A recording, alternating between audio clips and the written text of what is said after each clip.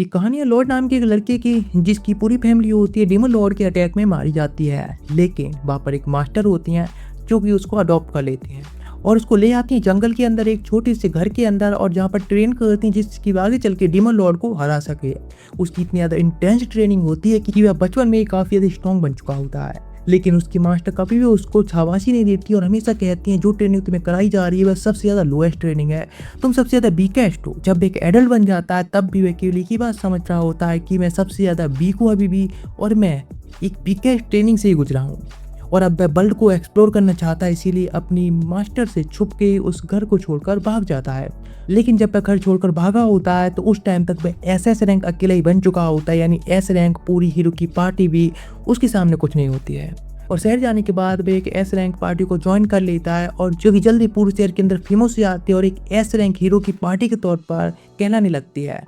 लेकिन वे लोग उसको निकाल देते हैं क्योंकि उसकी जो स्किल्स होती हैं वे केवल सपोर्ट की स्किल्स होती हैं, अटैक की स्किल नहीं होती हैं, इसीलिए। और कहते हैं तो हमारी पार्टी के अंदर बस एक कमजोर कड़ी हो। और जब वो उस पार्टी को छोड़कर चला जाता है तब आते हैं असली ट्विस्ट। तो चलो हम देखने वाले हैं आखिर वह क्या सच में उन पावर्स का यूज कर पाएगा ठीक से जो उसकी मास्टर ने उसको डेमन लॉर्ड को हराने के लिए सिखाई थी। लेकिन ये सीरीज सच में काफ़ी ज़्यादा इंटरेस्टिंग होने वाली है। चलो इस सीरीज को स्टार्ट करते हैं। जब लॉयड अभी छोटा था तब डीमन किंग के अटैक्स में उसका होम टाउन डिस्ट्रॉय हो गया था। हालांकि वो बच गया और मर्लिन नाम की एक एस रैंक ब्रेव मजिशियन ने उसे ढूंढ निकाला। ऐसा लग रहा था जैसे उसने भी डीमन किंग के खिलाफ फाइट में किसी प्रेशियस व्यक्ति को खो दिया हो, और इस लॉस से उभरने के लिए उसने लॉयड को अडॉप्ट करने और उसे अपना डिसाइपल बनाने का डिसीजन लिया। मर्लिन उसे अपने घर ले जाती है और सबसे पहले वो हवा से एक फायर बॉल बनाती है। वो अमेज्ड लॉयड से कहती है कि अगर वो इवनिंग तक मैजिक से फायर नहीं जला पाता तो उसे रात का डिनर भी नहीं मिलेगा। लॉयड फायर बर्न करने की पूरी कोशिश करता रहता है, और जैसे ही उसे सक्सेस मिलती है वो एक्साइटमेंट से अपने टीचर को दिखाने दौड़ पड़ता है। मर्लिन सार्कास्टिकली कहती है कि उसने अच्छा किया, फिर उसकी छोटी सी आग बुझाकर उसे मीडियम रेयर रोस्ट करती है और कहती है कि उसे अभी बहुत कुछ सीखना है। इसके तुरंत बाद वो उसे ज़मीन से वाटर निकालना सिखाती है और लॉयड पहली ही कोशिश में इसे सही कर लेता है। हालांकि उसकी अप्रिशिएट करने के बजाय मर्लिन फिर से एक सार्कास्टिक मिस्चीवस तरीके से बिहेव करती है और उसे पानी में डुबोकर दिखाती है कि ये कैसे किया जाता है। जैसे जैसे दिन बीतते हैं लॉयड नए नए मैजिक सीखता है, लेकिन मर्लिन कभी सेटिस्फाइड नहीं होती। यहाँ तक कि जब वो उसकी आई स्टैचू बनाता है तब भी वो उसे लेसन देने के लिए अपना मैजिक यूज़ करती है। वो स्टैचू को कंट्रोल करती है और स्टैचू का साइज बढ़ाने से पहले लॉयड को पकड़ लेती है और उसे बताती है कि उसमें स्किल की कमी है। फिर वो स्टैचू तोड़ देती है और लॉयड ज़मीन पर गिर जाता है। एक इनोसेंट बॉय होने के नाते वो मर्लिन पर पूरा ट्रस्ट करता है और अपनी वीकनेस दूर करने के लिए हार्डवर्क करने का प्रॉमिस करता है। कुछ दिनों बाद मर्लिन को सिवियर हैंगओवर हो जाता है और लॉयड उसे ठीक करने के लिए अपना मैजिक यूज़ करता है। उठने के बाद लॉयड सबसे पहले उसे हक करता है और थैंक्स देता है, लेकिन अगले ही पल वो उसे मैजिक प्रैक्टिस करने के लिए बाहर खींच ले जाता है। समय बीतता जाता है और एक रात मर्लिन कुछ एंशिएंट टेक्स्ट्स देख रही होती है। उसके फेस पर अनीज और पेन का एक्सप्रेशन होता है। अचानक लॉयड उसे खाने के लिए बुलाने आता है और जैसे ही वो उठती है गलती से बुक ज़मीन पर गिर जाती है। लॉयड उसे उठाने में मदद करता है, लेकिन जैसे ही वो बुक को टच करता है उसमें लिखी सारी इन्फॉर्मेशन उसके माइंड में पहुंच जाती है और वो अनकॉन्शियस हो जाता है। ये देखकर मर्लिन पैनिक हो जाती है क्योंकि लॉयड ने बुक को टच करके ही एक एंशिएंट मैजिक स्पेल सीख लिया था, जिसका मतलब है कि उसमें चोजन होने की क्वालिटीज़ हैं। इससे मर्लिन को कुछ पेनफुल मेमोरीज ताज़ा हो जाती हैं और वो नहीं चाहती कि लॉयड वही मिस्टेक्स दोहराएं जो उसने की थी। इसलिए उस नाइट जब लॉयड पीसफुली सो रहा होता है मर्लिन उसके रूम में जाती है और एक किस के जरिए उसके फोरहेड पर एक मैजिकल स्पेल डाल देती है, जिससे उसके माइंड में उस एंशिएंट स्पेल का नॉलेज सील हो जाता है, क्योंकि वो नहीं चाहती कि लॉयड अपनी पावर पर ज़्यादा ट्रस्ट करे। ये इंश्योर करने के लिए कि लॉयड डेंजरस पाथ पर ना जाए वो उसे एक वाइट मजिशियन बनने की एडवाइस देती है, जिसका मेन रोल अन्य ब्रेव लोगों को हेल्प करना है। वो उसे रिकवरी मैजिक सिखाती है जिससे फ्रूट्स ग्रो कर सकते हैं, और फिर एक डाइंग ट्री को यूं रिवाइव करके उनके लेवल्स में डिफरेंस दिखाती है। इसके बाद मर्लिन उसे मैजिक और अन्य चीज़ों के बारे में सिखाती रहती है, लेकिन जब भी एंशिएंट मैजिक से जुड़ी कोई चीज़ आती है तो वो कहती है कि उसे ये सीखने की ज़रूरत नहीं, क्योंकि ancient magic hundreds of years पहले एक्सटिंक्ट हो चुका है। लॉयड मर्लिन के सुपरविजन में ट्रेनिंग करता है और एक दिन मर्लिन उसकी आइज़ पर ब्लाइंडफोल्ड बांधकर उसे डेंजरस मॉन्स्टर से भरे जंगल में ले जाती है। वो उसे सिर्फ एक नाइफ देती है और कहती है कि वो अपने मैजिक से एक वीक के अंदर घर वापस आ जाए। वो उसे कुछ बोलने का चांस नहीं देती और भाग जाती है, और लॉयड कंफ्यूज्ड और स्कैर्ड रह जाता है। लगभग तुरंत ही एक वुल्फ मॉन्स्टर वहां आता है और लॉयड समहाउ पास के ट्री पर चढ़कर उसके अटैक से बचता है। उसे एहसास होता है कि एक वाइट मजिशियन के तौर पर वो जिन स्पेल्स का यूज़ कर सकता है वे मॉन्स्टर्स को डिफीट नहीं कर सकते, और वो बस डेंजर से बचते हुए घर की ओर चल सकता है। सबसे पहले वो अपनी मैजिकल सेंसेस का यूज़ करके अपना घर ढूंढता है और फिर उसकी डायरेक्शन में चलना शुरू कर देता है। वो खाने के लिए फ्रूट्स कुक करने के लिए मैजिक यूज़ करता है और नाइट में वो नए नए मैजिकल स्पेल्स बनाने की कोशिश करता है जो उसे सेफ रहने में मदद कर सकें। वो अकेले ही अपनी डेंजरस जर्नी कंटिन्यू रखता है, नए स्पेल्स का प्रयोग करता है जो उसे फूड खोजने और फास्ट रन करने में मदद कर सकते हैं। अगले दिन वो ऑलमोस्ट एक स्पाइडर मॉन्स्टर द्वारा स्वॉलो कर लिया जाता है, लेकिन अपने स्पेल की मदद से जो उसे फास्ट रन करने में केपेबल बनाता है वो सेफ बच निकलता है। लॉयड होम पहुंचने तक स्पेल्स यूज़ करना बंद नहीं करता और रिजल्ट में वो डोर स्टेप पर ही एग्जॉशन से गिर जाता है। समय तेजी से बीतता है और लॉयड एक टीनेजर बन जाता है जो आउटर वर्ल्ड के बारे में एक्सप्लोर करने के लिए ईगर होता है जब उसे पास की सिटी के बारे में एक मैगजीन मिलती है। मर्लिन का उसके प्रति एटीट्यूड भी बदल गया है और वो उसे मैजिक प्रैक्टिस कराने के बजाय उसे डेली चोर्स से निकालकर नए टाइप के मैजिकल स्पेल्स बनाने लगती है।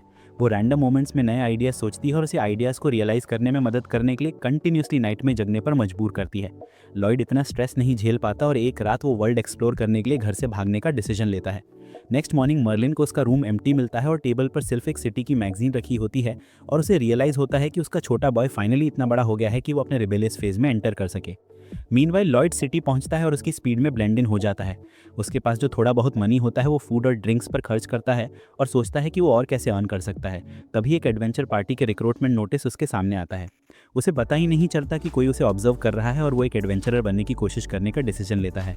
पार्टी में ज्वाइन होने के बाद उसका पहला मिशन एक साइक्लॉप्स से फाइट करना है और वो बहुत एक्साइटेड है क्योंकि उसने पहले किसी को इतने पावरफुल मॉन्स्टर्स से फाइट करते नहीं देखा। साइक्लॉप्स पार्टी के लीडर और मेन डीपीएस एलन को पीछे धकेल रहा है और वो उनके हीलर से उन पर एक हीलिंग स्पेल डालने के लिए कहता है। लॉयड भी हेल्प करने का डिसीजन लेता है और तुरंत अपने सभी पार्टी मेंबर्स पर एक सपोर्ट स्पेल डालता है, लेकिन किसी को इसका एहसास तक नहीं होता। आर्चर तेजी से मॉन्स्टर की आंख में एरो मारता है जिससे वो ब्लाइंड हो जाता है और जैसे ही वो आर्चर को मारने की कोशिश करता है, रीना नाम की टैंकर दौड़कर अटैक रोकने आती है। वो शॉक्ड होती है क्योंकि उसे पंच के पीछे लगभग कोई वेट महसूस नहीं होता और इसी बीच पार्टी का मजिशियन साइक्लॉप्स को बाइंड कर देता है जिससे एलन को एक ही स्ट्राइक में उसे खत्म करने का चांस मिल जाता है। इस वजह से एलन ओवरनाइट स्टार बन जाता है और लोग उसे हीरो मानने लगते हैं। दूसरी तरफ लॉयड पूरी तरह नेग्लेक्टेड है और उसे पेमेंट के रूप में केवल लूज कॉइन्स मिलते हैं क्योंकि वो डी रैंक वाइट मजिशियन है। वो ये रकम इसलिए एक्सेप्ट करता है क्योंकि उसे लगता है कि वो केवल इसी के लायक है और जब एलन कहता है कि उन्हें अपनी सक्सेस के लिए टोस्ट करना चाहिए तो वो तुरंत माफ़ी मांग लेता है क्योंकि वो अल्कोहल नहीं पीता। गर्ल्स नाराज़ होती हैं क्योंकि उसने एलन का ऑफर रिजेक्ट किया, लेकिन उसे वास्तव में कोई ऑब्जेक्शन नहीं है क्योंकि वो लॉयड को अपनी पार्टी का मेंबर नहीं मानती। वो कहता है कि सभी वाइट मजिशियंस यूजलेस हैं, लेकिन फिर भी उन्हें गिल्ड के रूल्स का पालन करने के लिए एक मजिशियन चाहिए और इससे कोई फर्क नहीं पड़ता कि वो लॉयड है या कोई और। हालांकि रीना को लगता है कि कुछ तो है जिस पर किसी का ध्यान नहीं है और वो लॉयड के बारे में काफी क्यूरियस है। दूसरी ओर लॉयड पर नजर रखने वाला व्यक्ति मर्लिन का इन्फॉर्मेंट निकलता है और उसे उसके स्टूडेंट के बारे में लगातार जानकारी देता रहता है। मर्लिन कहती है कि उसे लॉयड की चिंता नहीं है, बशर्ते वो बहुत एरोगेंट ना हो जाए, और स्पाई उससे पूछेगा कि क्या उसे पास्ट इवेंट्स का रिग्रेट है। मर्लिन अपने लिप्स काट लेती है जब उसे वो दिन याद आता है जब उसने हीरो सिबिल की लीडरशिप में अपनी आर्मी के साथ डीमन किंग से फाइट की थी। डीमन किंग उनसे जीत नहीं सका, इसलिए उसने खुद को डिस्ट्रॉय करने का फैसला किया और अपने साथ पूरा शहर एनाहिलेट कर दिया। हीरो सिबिल ने एंशिएंट मैजिक यूज करके उन सभी लोगों को अलाइव किया जो डीमन किंग के अटैक्स में मारे गए थे, लेकिन इसके लिए उसे अपनी लाइफ सैक्रिफाइस करनी पड़ी। इसे खोना मर्लिन के लिए एक बहुत बड़ा शौक था और हालांकि उसने लॉयड को बस एक मेजर के तौर पे अडॉप्ट किया था, उसने कभी नहीं सोचा था कि सिबिल की तरह उसे भी चोजन किया जाएगा। उसने वाव किया कि वो अपनी मिस्टेक्स कभी नहीं दोहराएगी और लॉयड को सुरक्षित रखने के लिए जो जरूरी होगा वो करेगी। सिटी वापस आकर लॉयड की मदद से पावरफुल मॉन्स्टर्स को स्ले करने के बाद एलन जल्दी ही एक बड़ा नाम बन जाता है। बेशक रीना के अलावा किसी को इस बात का रियलाइजेशन नहीं होता, जिसे बस थोड़ा बहुत अंदाजा होता है। एक रात एलन को सोल्जर से एक रिक्वेस्ट मिलती है कि वो कुछ गोलम्स को डिफीट करे जो एक पेट्रोल पोस्ट के पास उनके सोल्जर्स को मार रहे हैं। एलन तुरंत इस प्रपोजल को एक्सेप्ट कर लेता है, ये सोचकर कि ये काफी ईजी होगा। वो अपनी टीम को पेट्रोल पॉइंट पर ले जाता है और लॉयड अपनी मैजिकल सेंसेस से पता लगाता है कि उन्हें गोलम से फाइट करने के लिए स्प्रिंग में प्रवेश करना होगा। अंदर पहुंचकर एलन गोलम से लड़ता है, लेकिन एक समनर हर बार नए गोलम्स बनाता रहता है। लॉयड को पता चलता है कि समनर एक मैजिकल स्टोन यूज कर रहा है नए गोलम्स बनाने के लिए और वो तुरंत आर्चर को स्ट्रेंथन करता है और उसे समनर पर एम करने को कहता है। वो उसकी बात मान लेती है और उसका एरो किसी तरह एक पिलर के आर पार घूमकर समनर के चेस्ट में लग जाता है। फिर लॉयड मैजिशियन को मैजिक मॉन्ड उसके पास टेलीपोर्ट करने का ऑर्डर देता है और वो उसे भी तुरंत सील कर देता है। एलन को ये बात पसंद नहीं आती क्योंकि उसे लगता है कि सिर्फ वही अपनी टीम को कमांड दे सकता है। फिर वो गोलम पर फोकस करने का डिसीजन लेता है और लॉयड उसे पीछे हटने की वार्निंग देता है क्योंकि गोलम अपने मास्टर को खोने के बाद आउट ऑफ कंट्रोल हो गया है। एलन उसकी बात नहीं सुनता और आगे बढ़ता है और लॉयड को उसे पकड़कर स्टोन के डीमन से क्रश होने से बचाने के लिए एक स्पेशल मैजिक यूज करना पड़ता है। एलन उस पर एंग्री हो जाता है और तभी पावर डाउन हो जाती है जिससे लॉयड उसे डिस्ट्रॉय करने का मौका पाता है। मिशन खत्म होते ही एलन तुरंत लॉयड को जॉब से निकाल देता है और कहता है कि वो यूजलेस है और हमेशा पीछे छिपता रहता है। लॉयड, जिसे अब तक ये कन्विंस किया गया था कि उसके पास स्किल की कमी है, बिना कोई रेजिस्टेंस किए उसके डिसीजन को एक्सेप्ट कर लेता है। वो किसी और पार्टी में ज्वाइन करने की कोशिश करता है लेकिन वहाँ कोई वैकेंसी नहीं होती और वो डिसअपॉइंट हो जाता है। लकीली एक गर्ल फ्री व्हाइट मैजिशियन की तलाश में है, लेकिन रिसेप्शनिस्ट उसे बताती है कि उसकी कंडीशंस को पूरा करने वाला कोई मिलना मुश्किल होगा। कोई और ऑप्शन ना होने पर रिसेप्शनिस्ट लॉयड की ओर पॉइंट करती है और जैसे ही पिंक हेयर्ड गर्ल कंफर्म करती है कि वो एक अनएम्प्लॉयड व्हाइट मैजिशियन है, वो उसे अपने साथ खींच लेती है। पता चलता है कि पिंक हेयर्ड गर्ल यूई एक एस रैंक एडवेंचर पार्टी की मेंबर है और वे हाल ही में कोई बैंडिट्स का हंट करने निकले थे। उनकी टीम वर्क और एक्सीलेंट स्ट्रेंथ की वजह से वे बैंडिट्स को इजीली डिफीट कर पाए और उन्होंने बॉस को भी कॉर्नर किया और उसे सरेंडर करने के लिए कहा। हालांकि बॉस ने अपनी सीक्रेट ट्रिक चाल चलने का डिसाइड किया और उनसे फाइट करने के लिए एक जायंट स्टोन गोलम को समन किया। यूई की पार्टी को रियलाइज होता है कि ये मैजिक रेजिस्टेंट है और वीक फिजिकल अटैक्स भी इसका खास इफेक्ट नहीं करेंगे, इसलिए अपनी टीम की सबसे पावरफुल डैमेज डीलर होने के नाते उसने अकेले ही इसका सामना करने का डिसाइड किया। वो गोलम की ओर दौड़ी और अपनी पूरी स्ट्रेंथ से उस पर स्ट्राइक किया, लेकिन वो गोलम के बॉडी पर सिर्फ एक स्क्रैच ही छोड़ पाई। उसे पीछे हटकर गोलम के अटैक से बचना पड़ा और फिर उसने अपने पार्टी के व्हाइट मैजिशियन से उसे स्ट्रेंथन करने के लिए कहा। व्हाइट मैजिशियन अपने थॉट्स में खोई हुई थी और उसे यूई की बात समझने में 1 सेकंड लगा। लकीली वो समय पर अपनी पावर बढ़ाने के लिए एक स्पेल चांट करने में सफल रही, जिससे यूई अपने नेक्स्ट अटैक में गोलम को डिफीट कर सकी। सभी बैंडिट्स को अरेस्ट करने के बाद यूई व्हाइट मैजिशियन क्लम से बात करने गई, जिसने उससे पहले डिस्ट्रैक्शन के लिए अपॉलॉजी मांगी क्योंकि इससे यूई की लाइफ रिस्क में आ सकती थी। यूई ने उससे कहा कि वो इस बारे में ज्यादा ना सोचे क्योंकि वो जानती थी कि क्लम इस समय कुछ सीरियस पर्सनल इश्यूज से जूझ रही है। उसने पूछा कि उसके घर में सब कैसा चल रहा है और फिर क्लम ने अचानक यूई को अपना रेजिग्नेशन दे दिया क्योंकि उसे अपने सिक सिस्टर की केयर करने के लिए कुछ टाइम की लीव चाहिए थी। ये हमें उस मोमेंट तक ले आता है जहां यूई क्यूरियोसिटी से लॉयड का हाथ पकड़कर उसे अपने हाइडआउट पर ले जाती है। उसके टीममेट्स को ये रियलाइज करने में थोड़ी देर लगती है कि उसने व्हाइट मैजिशियन ढूंढ लिया है क्योंकि उन्हें विश्वास था कि वो फेल हो जाएगी। इसके बाद यूई लॉयड का इंट्रोडक्शन सभी से कराती है, लेकिन उसे अभी तक उसका नाम भी नहीं पता है। इसके बाद यूई उसे अपनी टीम का इंट्रोडक्शन देती है, जिसमें शील्ड बियरर डागास, आर्चर क्रॉस और मैजिशियन सिलिका शामिल हैं। अंत में वो खुद को स्वॉर्ड्सवुमन और टीम लीडर के रूप में प्रेजेंट करती है और लॉयड का अपनी टीम में वेलकम करती है। लॉयड उससे पूछता है कि उसने टीम में शामिल होने के लिए कब कंसेंट दी थी और यूई सरप्राइज हो जाती है क्योंकि उसे पता ही नहीं चला था कि उसने उससे मेन क्वेश्चन ही नहीं पूछा था। डागास और सिलिका समझ जाते हैं कि उसने बिना कुछ बताए इस स्ट्रेंजर को बेस तक खींचकर ले जाने की कोशिश की थी और वे उससे अपॉलॉजी मांगते हैं। इसके बाद वे यूई की ओर मुड़ते हैं और कहते हैं कि अगर उसे कोई व्हाइट मैजिशियन मिल भी जाए तो भी वो क्लम की जगह नहीं ले सकता और उन्हें अपनी करंट सर्च छोड़ देनी चाहिए। ये सुनकर यूई अपसेट हो जाती है और कहती है कि उनके क्लाइंट ने उनसे हेल्प मांगी थी और वे उसे इस तरह डिनाई नहीं कर सकते। लॉयड उनसे पूछता है कि वे किसी और पार्टी को ये सर्च क्यों नहीं सौंप देते और डागास उसे बताता है कि ये पॉसिबल नहीं है क्योंकि वे एक ए रैंक क्वेस्ट से डील कर रहे हैं। केवल ए और उससे ऊपर की रैंक वाली पार्टीज ही ऐसी क्वेस्ट ले सकती हैं, लेकिन फिलहाल सभी ए रैंक पार्टीज शहर से बाहर हैं और केवल वे ही इस मिशन को एक्सेप्ट कर सकते हैं क्योंकि वे एक एस रैंक पार्टी हैं। लॉयड ये सुनकर शॉक्ड हो जाता है कि वो एस रैंक के एडवेंचरर्स के सामने खड़ा है और वो सचमुच उनकी हेल्प करना चाहता है, लेकिन फिर भी उसका वीक सेल्फ एस्टीम उसे कन्विंस करता है कि वो यूजलेस है।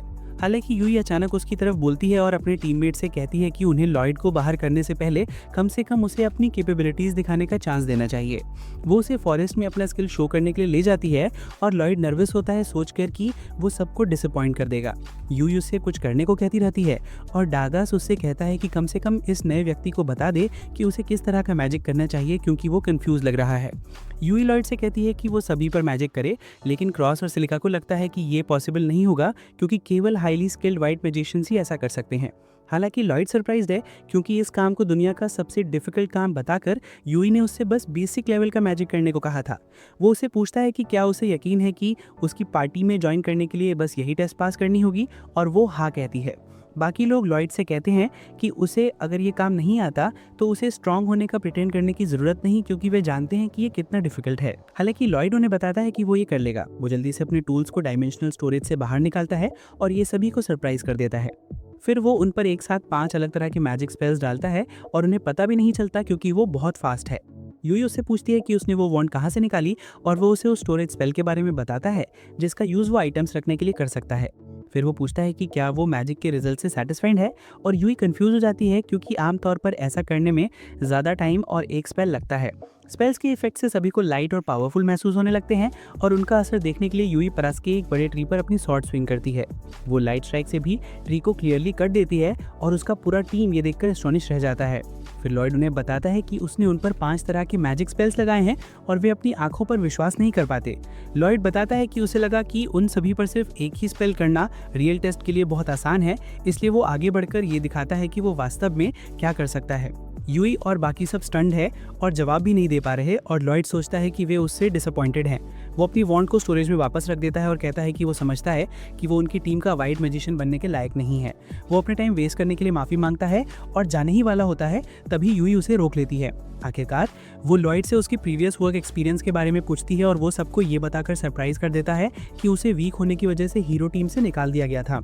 यूई और बाकी लोग सोच में पड़ जाते हैं कि हीरो के पास लॉयड को वीक कहने के क्या स्टैंडर्ड्स हैं, क्योंकि उन्होंने आज तक किसी ऐसे व्यक्ति को नहीं देखा जो एक साथ 5 स्पेल्स कर सके। जब लॉयड फिर भी इंसिस्ट करता है कि वो वीक है तो क्रॉस उसके स्टैंडर्ड्स की चिंता करने लगता है। लॉयड बात बदलकर उनसे पूछता है कि वे अपनी पार्टी के व्हाइट मैजिशियन को वापस क्यों नहीं बुला लेते। यूई बताती है कि क्लम की सिस्टर सच में बीमार है और वो पूरे टाइम एडवेंचरर के रूप में काम करते हुए उसकी केयर कर रही थी। नेचुरली इसका उस पर बुरा असर पड़ा और अब वो दोनों काम नहीं कर सकती थी, इसलिए उसने एडवेंचरिंग से थोड़े टाइम के लिए ब्रेक लेने का डिसाइड किया।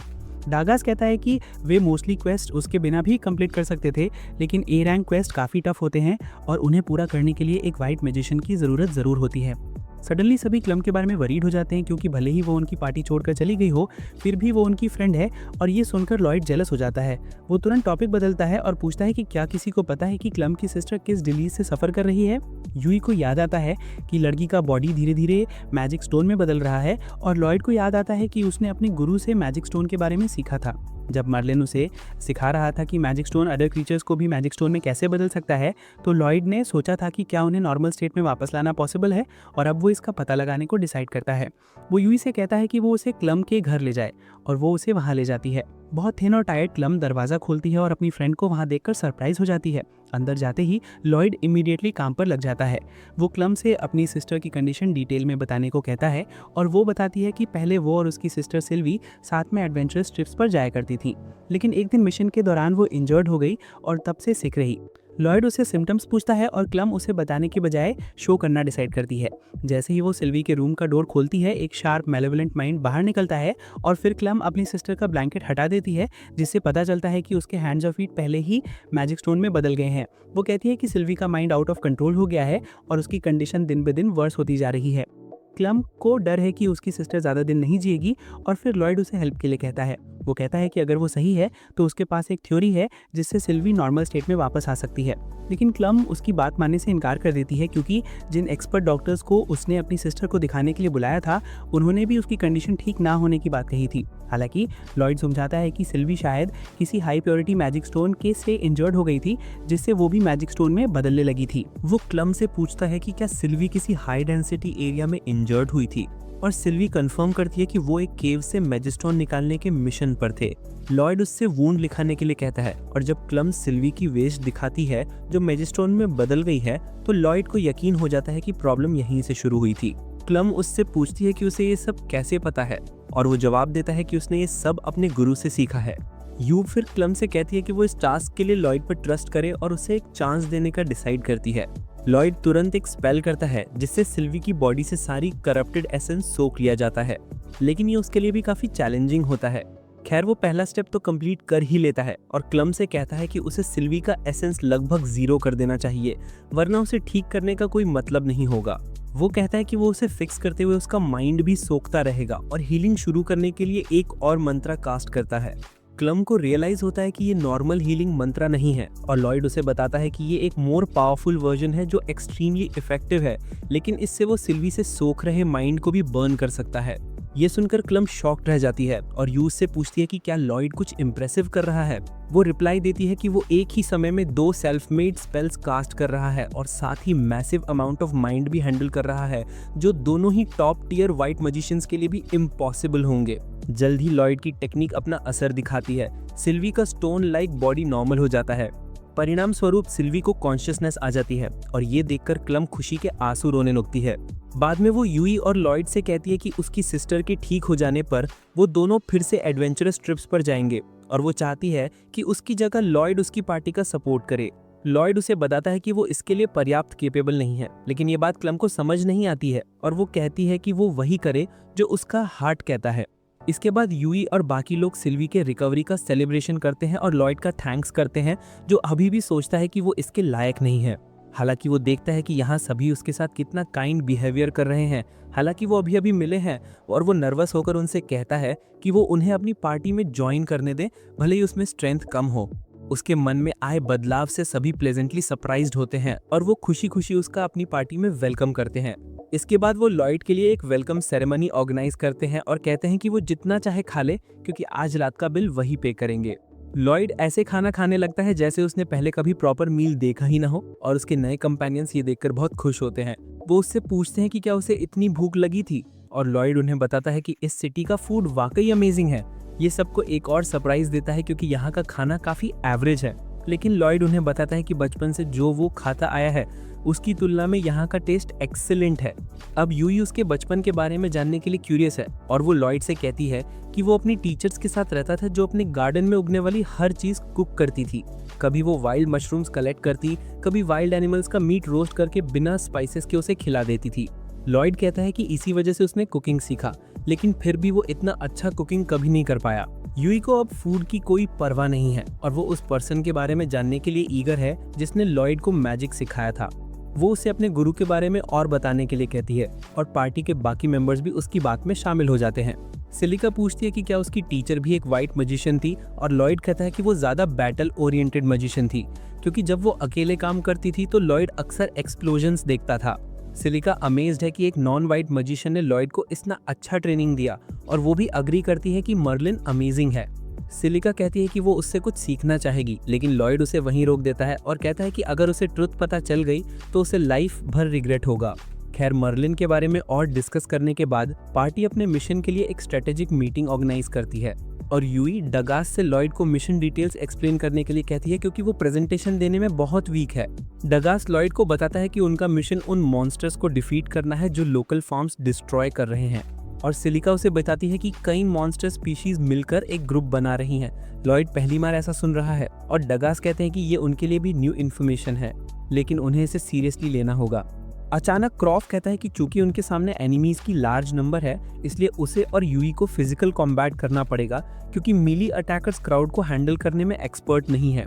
यूई सहमत होते हुए कहती है कि सिलिका को इस बार उन्हें हैंडल करना होगा क्योंकि वो वाइड एरिया स्पेल्स यूज कर सकती है, लेकिन सिलिका भी नर्वस है क्योंकि वाइड एरिया स्पेल्स यूज करने में बहुत ज्यादा एसेंस खर्च होता है। यूई फिर लॉयड से पूछती है कि क्या वो अटैक मैजिक यूज कर सकता है और वो जवाब देता है कि वो बेसिक लेवल स्पेल्स यूज कर सकता है, लेकिन रिजल्ट्स उतने इम्पैक्टफुल नहीं होंगे। इसके बाद डगास स्ट्रैटेजी मेकिंग सेक्शन में आगे बढ़ता है और कहता है कि वो और यूई मॉन्स्टर्स को एक जगह गैदर करेंगे ताकि सिलिका उन पर इंस्टेंटली अटैक कर सके।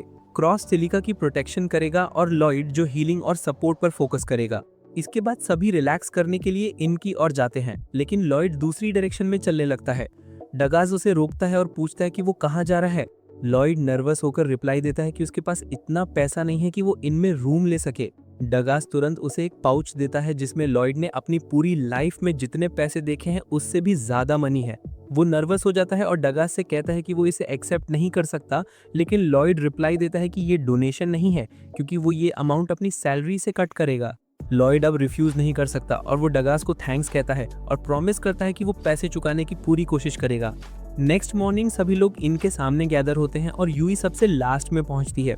वो सबसे पूछती है कि उनके बैग्स कहाँ हैं और वो एक्साइटेडली उसे बताते हैं कि लॉयड ने उन सभी को अपने मैजिकल स्टोरेज में रख दिया है ताकि उन्हें कैरी करने की चिंता ना हो। यूई भी तुरंत प्रपोजल एक्सेप्ट कर लेती है और लॉयड जल्दी से अपना सामान मैजिकल स्टोरेज में रख देता है। यूई और सिलिका उसके अमेजिंग स्किल्स की प्रशंसा करने लगते हैं, लेकिन लॉयड उन्हें कहता है कि वो ये स्पेल उन सभी को सिखा सकता है। ये सुनकर सभी शॉक्ड रह जाते हैं क्योंकि उन्होंने लॉयड के अलावा किसी और को ये स्पेल करते नहीं देखा, लेकिन वो उन्हें विश्वास दिलाता है कि इसे सीखना काफी आसान है। हालांकि स्टोरेज की कैपेसिटी बढ़ाने के लिए थोड़ी ट्रेनिंग की जरूरत होती है। इसके साथ ही वे अपने मिशन पर निकल पड़ते हैं और रास्ते में लॉयड को लॉन्ग जर्नीज के दौरान मजे करने का महत्व समझ आता है। वे अपने फर्स्ट कैंप साइट पर तय टाइम से बहुत पहले ही पहुंच जाते हैं क्योंकि उन्हें सामान कैरी नहीं करना पड़ता और वहां लॉयड मैजिकल स्टोरेज से सामान निकालता है ताकि वे अपने टेंट लगा सके। अब जब उन्होंने टेंट लगा लिए हैं, यूई रिवर में स्प्लैश करने का डिसाइड करती है, लेकिन डगास उसे स्कोल्ड करता है और कहता है कि उन्हें अभी भी फायरवुड और फूड इकट्ठा करना है। लॉयड फायरवुड इकट्ठा करने के लिए आगे आता है और यूई वर्क का लोड कम करने के लिए उसका थैंक्स करती है। फिर वो सिलिका को अपने साथ ले जाती है ताकि वे बात कर सके और इसी बीच लॉयड जंगल में जाकर कुछ ड्राई वुड इकट्ठा करता है। तभी उसकी नजर चाइल्डहुड में खाए गए फ्रूट्स पर पड़ती है और वो अपने कंपेनियंस के लिए हैंडफुल ऑफ वुड लेने का डिसाइड करता है। तभी अचानक उसे यूई की स्क्रीम सुनाई देती है। वो स्क्रीम की डायरेक्शन में तोड़ता है और देखता है कि एक जायंट मॉन्स्टर स्नेक यूई और सिलिका पर अटैक कर रहा है जो उसके सामने बिल्कुल हेल्पलेस हैं। लॉयड तुरंत उनकी मदद के लिए रश करता है और मॉन्स्टर का ध्यान खींचने के लिए उस पर अटैक करता है। इस मौके का फायदा उठाकर यूई और सिलिका किनारे की ओर दौड़ पड़ते हैं और लॉयड उनके बॉडी का टॉवल से कवर करने का इंतजार करता है, फिर उन पर वेपन्स फेंक देता है। फिर वो तुरंत उन पर 2 मैजिकल स्पेल्स कास्ट करता है और यूई तुरंत मॉन्स्टर पर लीप करती है और एक ही स्ट्राइक में उसे 2 पीसेस में कट कर देती है। हालांकि मॉन्स्टर का कट हेड भी अटैक करता है और सिलिका यूई और लॉयड को हाइड करने के लिए कहती है, इससे पहले कि उस पर फायरबॉल थ्रो करके उसे एक ही स्ट्राइक में फिनिश कर दे। वो शॉक्ड हो जाती है क्योंकि आमतौर पर उसके पास इतनी स्ट्राइकिंग पावर नहीं होती, लेकिन उसे रियलाइज नहीं होता कि लॉयड ने उसे और स्ट्रॉन्ग बना दिया है। इस बीच यूई उसकी लाइफ बचाने के लिए थैंक्स करती है और अपनी स्वॉर्ड वापस स्टोरेज में रखने के लिए कहती है। तभी अचानक उसका टॉवल गिर जाता है और लॉयड को वो कॉन्स्पिरेसी दिख जाती है जो वो हाइड कर रही थी। दोनों नर्वस हो जाते हैं और लॉयड को स्लैप पड़ जाता है, हालांकि गलती उसकी नहीं थी। खैर, कैंप साइट पर वापस लौटने पर लॉयड सबको मैजिकल स्टोरेज मैजिक सिखाने का डिसाइड करता है। वो उन्हें पहले अपनी पाम से एक जगह ओपन करने के लिए कहता है, लेकिन उन्हें समझ नहीं आता कि कैसे करना है। हालांकि सिलिका की एडवाइस पर वे ट्राई करते हैं, लेकिन वो बस एक इनविजिबल बलून को क्रश करने वाले फूल्स की तरह दिखते हैं। लॉयड को लगता है कि वो एक बैड टीचर है क्योंकि उन्हें ये नहीं सिखा सकता। तभी अचानक सिलिका ने स्टोरेज स्पेल कास्ट किया और वो एक मैजिकल स्पेस ओपन करने में केपेबल हो गई। अचानक सभी को रियलाइज होता है कि वे लॉयड की तरह बिना स्पेल के मैजिक नहीं कर सकते, लेकिन अगर वो स्पेल यूज कर सकें तो अंततः वो इसे समझ ही जाएंगे। थोड़े प्रैक्टिस के बाद सिलिका अपनी वॉन्ड को मैजिकल स्पेस में रख पाती है, लेकिन बाकी लोगों को ऐसा करने में मुश्किल होती है। लेट नाइट जब बाकी लोग सो रहे होते हैं, लॉयड और यूई सर्वेलेंस कर रहे होते हैं। यूई अचानक उसके सामने बैठ जाती है और उसे पार्टी में ज्वाइन करने के लिए थैंक्स करती है और वो रिप्लाई देता है कि वो भी अनएम्प्लॉयड था, इसीलिए उसे थैंक्स देना चाहिए। फिर उसे याद आता है कि यूई इस क्वेस्ट को कंप्लीट करने के लिए कितनी डिटरमाइंड थी क्योंकि उनके क्लाइंट्स को हेल्प की जरूरत थी। और वो उससे पूछता है कि क्या कोई स्पेशल रीजन है कि वो इस क्वेस्ट को कंप्लीट करने के लिए इतना इंसिस्ट कर रही थी। यूई से बताती कि जब वो छोटी थी तो उसके विलेज पर मॉन्स्टर्स ने अटैक किया था और वो अकेली बची थी, इसीलिए जब उसने इस क्वेस्ट के बारे में सुना तो वो खुद को इसे एक्सेप्ट करने से रोक नहीं पाई क्योंकि वो लोगों को उस सिचुएशन से बचाना चाहती थी जिसका उसने सामना किया था। अचानक लॉयड ने उसकी बात बीच में ही रोक दी और कहा कि चुप रहो क्योंकि आसपास मॉन्स्टर्स हैं। यूई अलर्ट हो जाती है और अपनी स्वॉर्ड समन करती है, जबकि लॉयड उसे जाकर सबको वेकअप करने के लिए कहता है। जल्द ही पूरी पार्टी स्पाइडर मॉन्स्टर्स का सामना करने के लिए रेडी हो जाती है, लेकिन उन्हें रियलाइज होता है कि उनकी संख्या बहुत ज्यादा है और उन्हें भी रिट्रीट करना चाहिए। वे धीरे धीरे बैक चलने लगते हैं, लेकिन तभी अनफॉर्चुनेटली यूई एक ब्रांच पर पैर रख देती है और उसकी आवाज मॉन्स्टर्स का अटेंशन अट्रैक्ट करती है। सभी लोग जितना फास्ट रन कर सकते हैं रन करते हैं, लेकिन स्पाइडर्स उन्हें कैच कर लेती हैं और सराउंड कर लेती हैं। वो अपने हिप्स से बैब्स भुनने लगते हैं और ब्रेव मेंबर्स पहले अटैक को ब्लॉक करते हैं, लेकिन तभी एक स्पाइडर सिलिका की स्टाफ बाइंड करके उससे छीन लेती है। फिर स्पाइडर्स उन्हें सिल्क के जिस्म में ट्रैप कर देती हैं और सभी पैनिक हो जाते हैं। लॉयड कहता है कि उन्हें स्पाइडर्स को डिफीट करने से पहले वहीं रोक देना चाहिए। वो जल्दी से अपने कंपेनियंस पर मैजिक करता है और फिर यूई को फर्स्ट अटैक करने के लिए कहता है। वो सिल्क वेब को टीयर करते हुए ऊपर लीप करती है और फिर क्रॉस उसे सिलिका का स्टाफ रिटर्न कर देता है। इस बीच यूई एक स्पाइडर की ओर रश करती है, उसकी स्टिकी स्प्रे ब्लॉक करती है और फिर क्विकली उसके लेग्स काट देती है। फिर वो स्पाइडर के सिल्क थ्रेड पर फ्लॉट करते हुए दूसरी स्पाइडर की ओर तेजी से बढ़ती है और उसके लेग्स भी काट देती है। इसके बाद लॉयड सिलिका और क्रॉस को अटैक में शामिल होने के लिए कहता है। सिलिका कुछ फायरबॉल्स बनाती है और क्रॉस उनमें एरो शूट करता है, जिससे स्पाइडर्स बर्न होते हुए एरो से डैमेज होती हैं। इसके साथ ही फाइट खत्म हो जाती है और लॉयड को रियलाइज होता है कि उसने कमांड शाउट करना शुरू कर दिया, जबकि वो पार्टी का न्यूएस्ट मेंबर है। वो अपनी बात से डिस्ट्रैक्ट होने के लिए अपोलोजाइज करता है, लेकिन डगास उसे कहता है कि अच्छी बात थी क्योंकि उसमें इनेट लीडर के गुण हैं। बाकी सभी उससे एग्री होते हैं और वो लॉयड को बैटल के दौरान पार्टी को लीड करने में एक्टिव रोल निभाने के लिए कहते हैं। अगली सुबह सभी ने मैजिकल स्टोरेज मैजिक इतने अच्छे तरीके से सीख लिया था कि वो अपना सामान खुद उठा सकते थे। और जैसे ही वो अपनी जर्नी पर वापस लौटते हैं, लॉयड बार बार यही सोचता रहता है कि स्पाइडर्स यहाँ क्यों थे। कुछ दिनों बाद जब लॉयड नाइट में अकेले गार्ड कर रहा होता है तो वो फिर से स्पाइडर्स के बारे में सोचने लगता है। वो सोचता है कि उन्हें थोड़ी और चेकिंग करनी चाहिए थी। तभी अचानक यूई और सिलिका उसका नाम पुकारती हैं और पूछती है क्या वो आज रात भी अकेले गार्ड करने वाला है। लॉयड के हाँ कहने पर लड़कियां उसके बारे में वरीड हो जाती हैं क्योंकि वो पिछले कुछ समय से पूरी रात जाग रहा है। वो उसे कहती है कि उसे दूसरों के साथ नाइट शिफ्ट बदलनी चाहिए, लेकिन लॉयड उन्हें बताता है कि वो ठीक रहेगा और वो चाहता है कि बाकी सभी अपनी एंडोरेंस बचा कर रखें ताकि अगर उन्हें फाइट करनी पड़े तो वो बच सके। यूई उसे एक एडवाइस देने ही वाली थी कि सिलिका उसे रोक देती है और लॉयड के डिसीजन को रेस्पेक्ट करने को कहती है, लेकिन साथ ही ये भी कहती है कि अगर सिचुएशन उसके लिए बहुत टफ हो जाए तो उन्हें बताना चाहिए। इस बीच क्रॉस और डगास अपने टेंट से ये सीन ऑब्जर्व करते रहते हैं। लॉयड की स्टबर्ननेस से वरीड अगले दिन वे अपनी जर्नी वापस शुरू करते हैं और जैसे ही वो रेस्ट करते हैं तो लॉयड उनके आसपास किसी भी मॉन्स्टर को पता लगाने की कोशिश करता है। जब उसे कुछ नजर नहीं आता तो वो रिलीफ फील करता है। तभी यूई दौड़कर उसके पास आती है और पूछती है कि वो क्या कर रहा है। वो उसे स्काउटिंग मैजिक के बारे में बताता है जिससे वो आसपास के मॉन्स्टर्स और दूसरे डेंजर्स का पता लगा सकता है और यूई हैरान रह जाती है क्योंकि वो उस स्पेल के बारे में पहली बार सुन रही थी। लॉयड उसे बताता है कि इसका असर बहुत ज्यादा नहीं होता, लेकिन फिर भी कुछ ना होने से तो बेहतर ही है। यूई वरीड हो जाती है क्योंकि वो अपने आसपास की चीजों पर नजर रखने का सारा बर्डन अपने ऊपर ले रहा है, लेकिन वो उसे बताता है कि वो ठीक है और उसे किसी हेल्प की जरूरत नहीं है। उस रात जब लॉयड फिर से अलोन ही सब पर नजर रख रहा था, यूई ने कहा कि ऐसा लगता है कि उसे उन पर बिल्कुल भरोसा नहीं है, हालांकि अब वे दोस्त हैं। सिलिका उसे बताती है कि अलग अलग लोगों के एक दूसरे के साथ सहज होने की स्पीड अलग अलग होती है और लॉयड के पास्ट में कोई ऐसा ट्रॉमा जरूर होगा जिसकी वजह से वो दूसरों से दूर रहता है। वो ये भी मानती है कि लॉयड को अपनी एक्स्ट्रॉर्डिनरी स्किल्स का अंदाजा नहीं है, इसलिए वो बहुत ज्यादा मेहनत करके इसकी कॉम्पेंसेशन करने की कोशिश करता है। ये सुनकर यूई लॉयड के पास्ट के बारे में जानने के लिए क्यूरियस हो जाती है, लेकिन सिलिका उससे कहती है कि जब वो हमारे साथ कंफर्टेबल हो जाएगा तो वो हमें सब कुछ बता देगा। दूसरी ओर डागस लॉयड के पास आता है और इसे हेल्प की जरूरत होने पर साथ चलने को कहता है, जबकि क्रॉस कुछ समय के लिए उसकी जगह पर नजर रखने के लिए तैयार हो जाता है। लॉयड डागस के साथ जाता है जो एक वायर ट्रिप अलार्म लगाता है जो किसी भी मॉन्स्टर के उनके कैंप साइट के पास आने पर उन्हें अलर्ट कर सकता है। लॉयड उससे इम्प्रेस्ड होता है और फिर डागस उसे कहता है कि अलार्म हमें मॉन्स्टर्स के बारे में अलर्ट कर देगा, इसलिए तुझे थोड़ा रेस्ट करना चाहिए। लॉयड कहता है कि इसकी कोई जरूरत नहीं है और वो इस अलार्म से बेटर काम कर सकता है, लेकिन तभी डागस अचानक उसे भिड़ता है और पूछता है कि क्या उसे पार्टी पर भरोसा नहीं है। लॉयड जवाब देता है कि उसे भरोसा है, लेकिन डागस उसे बताता है कि उसके एक्शंस कुछ और ही कह रहे हैं। लॉयड को मर्लिन और उसके फॉर्मर बॉस की बातें याद आती हैं। दोनों ने उसे इनएक्सपीरियंस्ड और यूजलेस बताया था। वो डागस से कहता है कि अगर वो हार्डवर्क नहीं करेगा तो वो दूसरों के लिए ट्रबल क्रिएट कर सकता है, लेकिन डागस उसे पूरे विश्वास से कहता है कि अगर वो ऐसा करेगा तो दूसरों के लिए ट्रबल खड़ी कर देगा। लॉयड उसकी बात समझ नहीं पाता और डागस समझाता है कि उन्होंने एक टीम बनाई थी ताकि वो उन चीजों को एक टीम के रूप में मैनेज कर सके जिन्हें वो अकेले नहीं संभाल सकते थे, और जाहिर है हर कोई कभी ना कभी कुछ प्रॉब्लम्स क्रिएट करता है। वो लॉयड से अपनी टीम पर ज्यादा भरोसा करने को कहता है और ये पहली बार है जब डिम्विट ने इस कॉन्सेप्ट के बारे में सुना है। डागस उसे थोड़ा रिलैक्स करने के लिए मना लेता है और टेंट में लॉयड मन ही मन स्माइल करता है, ये सोचकर कि अब उसके पास ऐसे लोग हैं जिन पर वो भरोसा कर सकता है। अगली सुबह वो इस कॉन्सेप्ट को इम्प्लीमेंट करता है और घबराकर यूई से पूछता है कि क्या वो पानी लाने में उसकी मदद कर सकती है, और वो खुशी खुशी उसकी मदद करती है। दूसरी ओर मिशेल नाम की एक एलीट को एक सस्पिशियस ब्लैक मैजिशियन से रिपोर्ट मिलती है जिसमें बताया गया है कि उसने उन सभी जगहों पर मैजिकल स्टोन्स रख दिए हैं जहां उसने उसे ऐसा करने के लिए कहा था।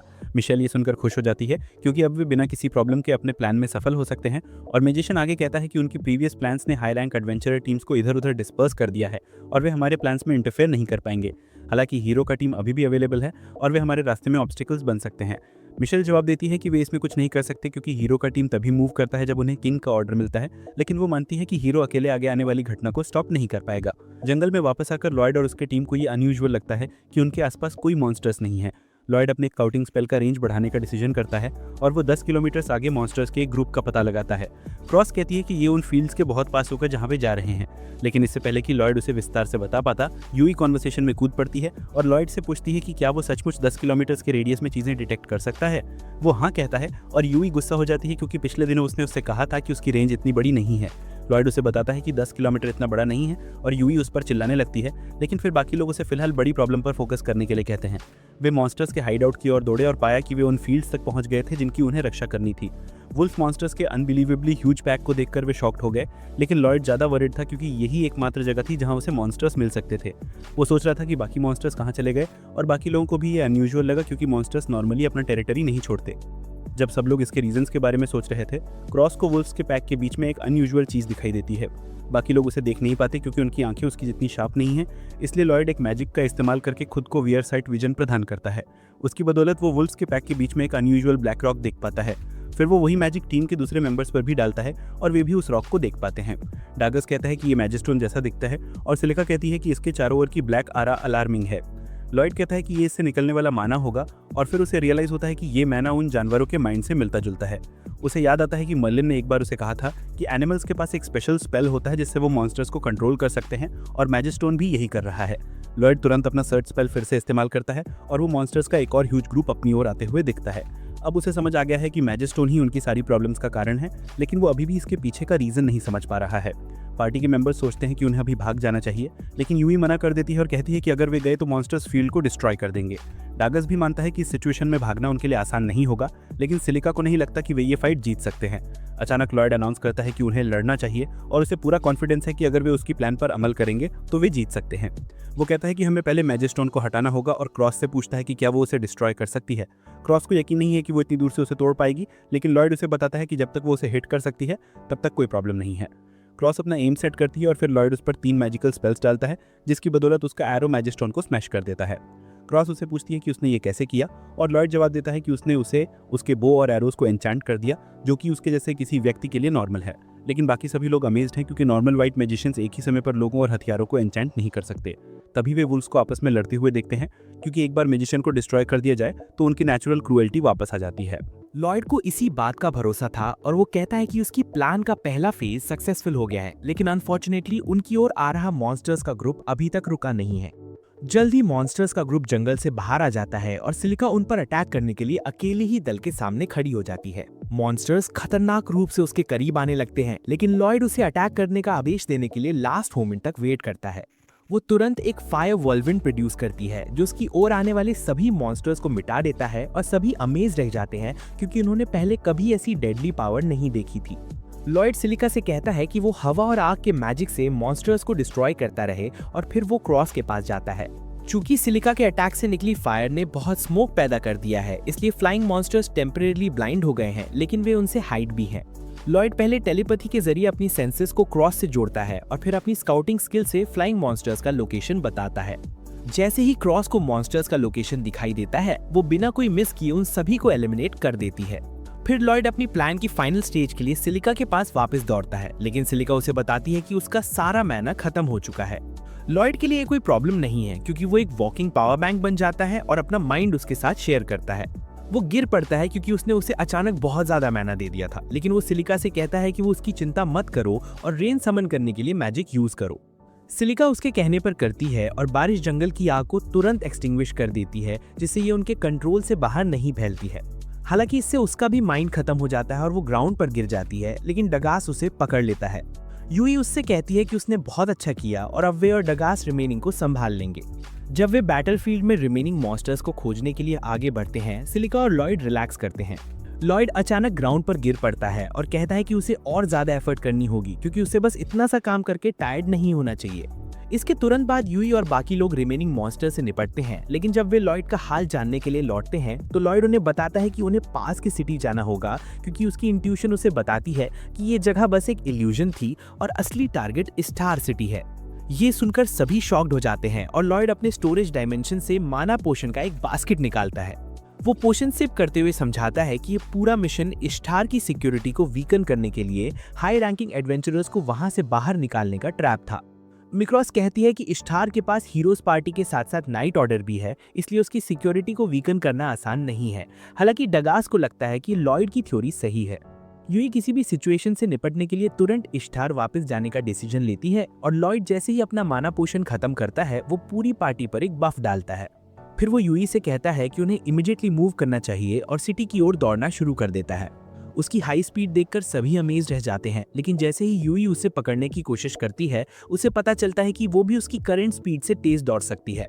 बाकी लोग उसका पीछा करते हैं और जब लॉयड उन्हें बताता है कि उसने उनकी स्पीड बढ़ा दी है ताकि वो सिटी जल्दी पहुंच जाएं, तो उन्हें कोई सरप्राइज नहीं होता है। इसी बीच मिशेल अपनी मैंशन में कुछ पेपर वर्क कर रही होती है, तभी अचानक डीमन जनरल ग्रिस्ट वहां अपीयर हो जाता है और उसे बताता है कि उसकी आर्मी एक्शन के लिए रेडी है। मिशेल ये सुनकर खुश होती है और दोनों डिस्कस करते हैं कि बिना किसी की नोटिस हुए स्टार सिटी में आर्मी भेजना उनके लिए कितना आसान था। ये सब उन्होंने एक डेमोनिक गर्ल को किडनैप करके अचीव किया था। मिशेल कहती है कि वे भविष्य में भी उसकी पावर्स का इस्तेमाल अपने एडवांटेज के लिए करेंगी और ग्रिस्ट ये मैटर उस पर छोड़ देता है। दूसरी ओर लॉयड और अन्य स्टार की ओर दौड़ रहे हैं और वे अपनी ब्रेथ कंट्रोल करने के लिए थोड़ी पॉज लेते हैं। उन्हें कॉन्फिडेंस है कि इस स्पीड से वे जल्दी ही स्टार पहुंच जाएंगे, लेकिन सिलिका को कंसर्न है कि शायद लॉयड टायर्ड हो गया होगा क्योंकि मैजिक को मेंटेन करना वाकई में डिफिकल्ट है। वो जवाब देता है कि जिन लोगों को इसकी आदत नहीं है उनके लिए ये चैलेंजिंग है, लेकिन उसके टीचर ने उसे इसे रिपीटेडली यूज करने के लिए फोर्स किया था और उसने लंबे समय तक मैजिकल स्पेल्स का प्रयोग करने की हैबिट डेवलप कर ली है। वो उसे बताता है उस टाइम के बारे में जब मर्लिन ने उसे जंगल में फेंक दिया था और चूंकि वो मॉन्स्टर्स को डिफीट नहीं कर पाया था, इसलिए वो भाग गया था। इस वजह से उसे फास्ट रहने के लिए नए और ज़्यादा इफेक्टिव स्पेल्स डेवलप करने पड़े। वो कहता है कि ट्रेनिंग बहुत ही हेलिश थी, लेकिन चूंकि मर्लिन ने उसे इसमें फेलियर के लिए बहुत स्कोल्ड किया था तो वो ज़रूर टफ ही रहा होगा। वो मानता है कि ये एक नॉर्मल ट्रेनिंग मेथड है, लेकिन सिलिका और यूई उसे बताते हैं कि ये बिल्कुल भी नॉर्मल नहीं है। लॉयड फुलिशली सोचता है कि उसका ट्रेनिंग नॉर्मल मेथड से भी वीक था और वो और भी स्ट्रिक्ट ट्रेनिंग लेने का डिसीजन लेता है। लड़कियां उसे ये भी नहीं बता पाती कि वो कितना गलत है और फिर डगास और बाकी लोग अपनी जर्नी फिर से स्टार्ट करने के लिए रिफ्रेश हो जाते हैं। लॉयड उन पर स्पीड बफ अप्लाई करता है और फिर अपनी स्काउटिंग मैजिक का यूज करके ये इंश्योर करता है कि आसपास कोई मॉन्स्टर्स तो नहीं है।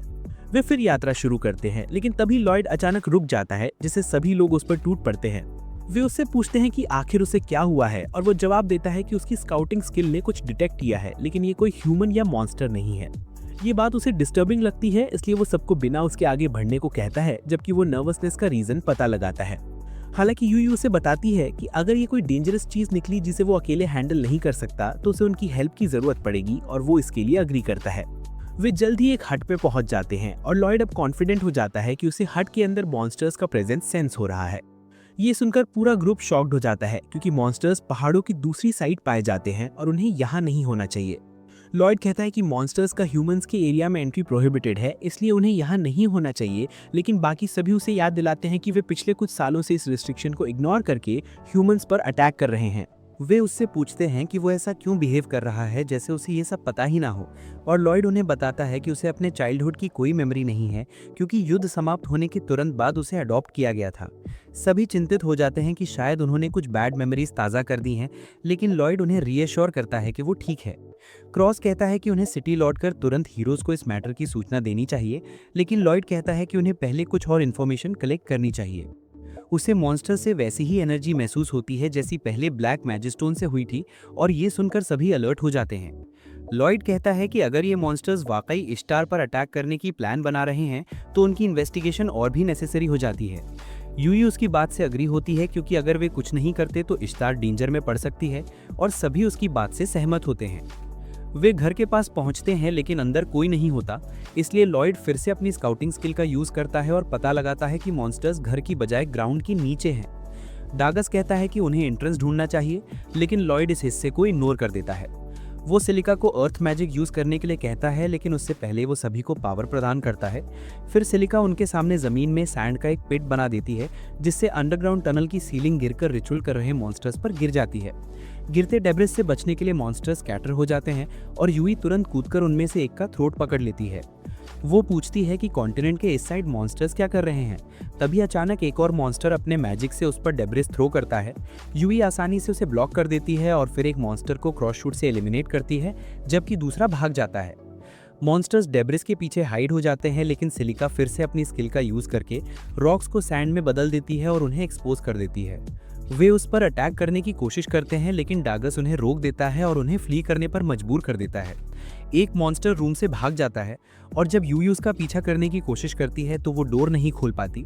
दो और मॉन्स्टर्स उस पर एम्बुश अटेम्प्ट करते हैं, लेकिन क्रॉस उनके क्लोथ जमीन पर दबा देती है, जिससे यूई उन्हें इजीली डिफीट कर देती है। इसके साथ ही वे 3 मॉन्स्टर्स को हराकर लास्ट मॉन्स्टर को पकड़ने के लिए दौड़ पड़ते हैं, जो बीस्ट गर्ल को एक ककून में इम्प्रिजन कर लेता है और उसे अपने साथ ले जाता है। लॉयड और बाकी लोग तभी वहां पहुंचते हैं और मॉन्स्टर के भागते ही उसका पीछा करने का डिसाइड करते हैं। यूई और क्रॉस पहले उस तक पहुंचते हैं और उसे दोनों तरफ से सराउंड करने का प्लान बनाते हैं, जबकि लॉयड और बाकी लोग वाटर सरफेस पर आने में टाइम लेते हैं। लॉयड को ककून से एक बहुत स्ट्रॉन्ग मैजिकल सिग्नल महसूस होता है और वो अपने फ्रेंड से कहता है कि वे उसे किसी भी कॉस्ट पर पकड़ें। जल्द ही यूई मॉन्स्टर का पाथ ब्लॉक कर देती है और उसे पता चलता है कि वो चारों तरफ से सराउंडेड है। लॉयड उसे सरेंडर करने के लिए कहता है, क्योंकि उन्हें उससे कुछ क्वेश्चंस पूछने हैं, लेकिन मॉन्स्टर उसे फाइट करने का डिसाइड करता है। वो अटैक करने के लिए एक मैजिकल सर्कल बनाता है, लेकिन लॉयड तुरंत रिएक्ट करता है, अपने फ्रेंड्स के सामने एक शील्ड बनाता है, जिससे मैजिकल अटैक रिबाउंड होकर अंत में मॉन्स्टर पर लग जाता है। वो उसी के साथ नीचे गिर जाता है और फिर लॉयड तुरंत ककून को नीचे लाने और उसके अंदर मौजूद बीस्ट गर्ल को रिलीज करने के लिए दौड़ता है। वे उसे वापस हट में ले जाते हैं और लॉयड उसे हील करने का डिसाइड करता है, क्योंकि अब वो अकेली है जो उन्हें कुछ बता सकती है, क्योंकि सभी मॉन्स्टर्स मर चुके हैं। यूई और सिलिका उसके हीलिंग मैजिक के फास्ट इफेक्ट से इंप्रेस होती हैं और लॉयड उन्हें बताता है कि उसने स्पेल में कुछ मॉडिफिकेशंस किए हैं। ये दोनों को सरप्राइज करता है क्योंकि स्पेल चेंज करना बिल्कुल आसान नहीं है, लेकिन लॉयड उन्हें बताता है कि उसकी टीचर अक्सर उसे नए स्पेल्स बनाने में फोर्स करती थी, इसलिए ये उसके लिए कोई चैलेंज नहीं है। लड़कियां फिर से उसके टीचर के बारे में जानने के लिए क्यूरियस हो जाती हैं और लॉयड उन्हें बताता है कि वो बस एक स्ट्रेंज गर्ल है। तभी क्लेयर अवेक होती है और यूवी तुरंत उसके ऊपर चढ़ जाती है और उसे क्वेश्चंस की शावर देती है। लड़की नर्वस होकर बताती है कि उसका नाम क्लेयर है, लेकिन यूवी उसकी बात गलत सुनती है और जो भी सुनती है उसे एक्सेप्ट करने का डिसाइड करती है। फिर यूवी उससे पूछती है कि उसे मॉन्स्टर्स ने क्यों कैप्चर किया था और क्लेयर आंसर देने में हेजिटेट करती है, तो लॉयड उसे बताता है कि वे एडवेंचरर्स हैं जिन्होंने उसे बचाया था। फिर वो कहता है कि उसने सुना है कि कुछ एनिमल्स मैजिक से मॉन्स्टर्स को कंट्रोल कर सकते हैं और पूछता है कि क्या ये उसकी एबिलिटी थी जिसने उन फील्ड्स में मॉन्स्टर्स को कंट्रोल किया था जहां वे गए थे। क्लेयर कंफर्म करती है कि ये उसका मैजिक था और लॉयड को बताती है कि मॉन्स्टर्स ने उसे ऐसा करने के लिए फोर्स किया था।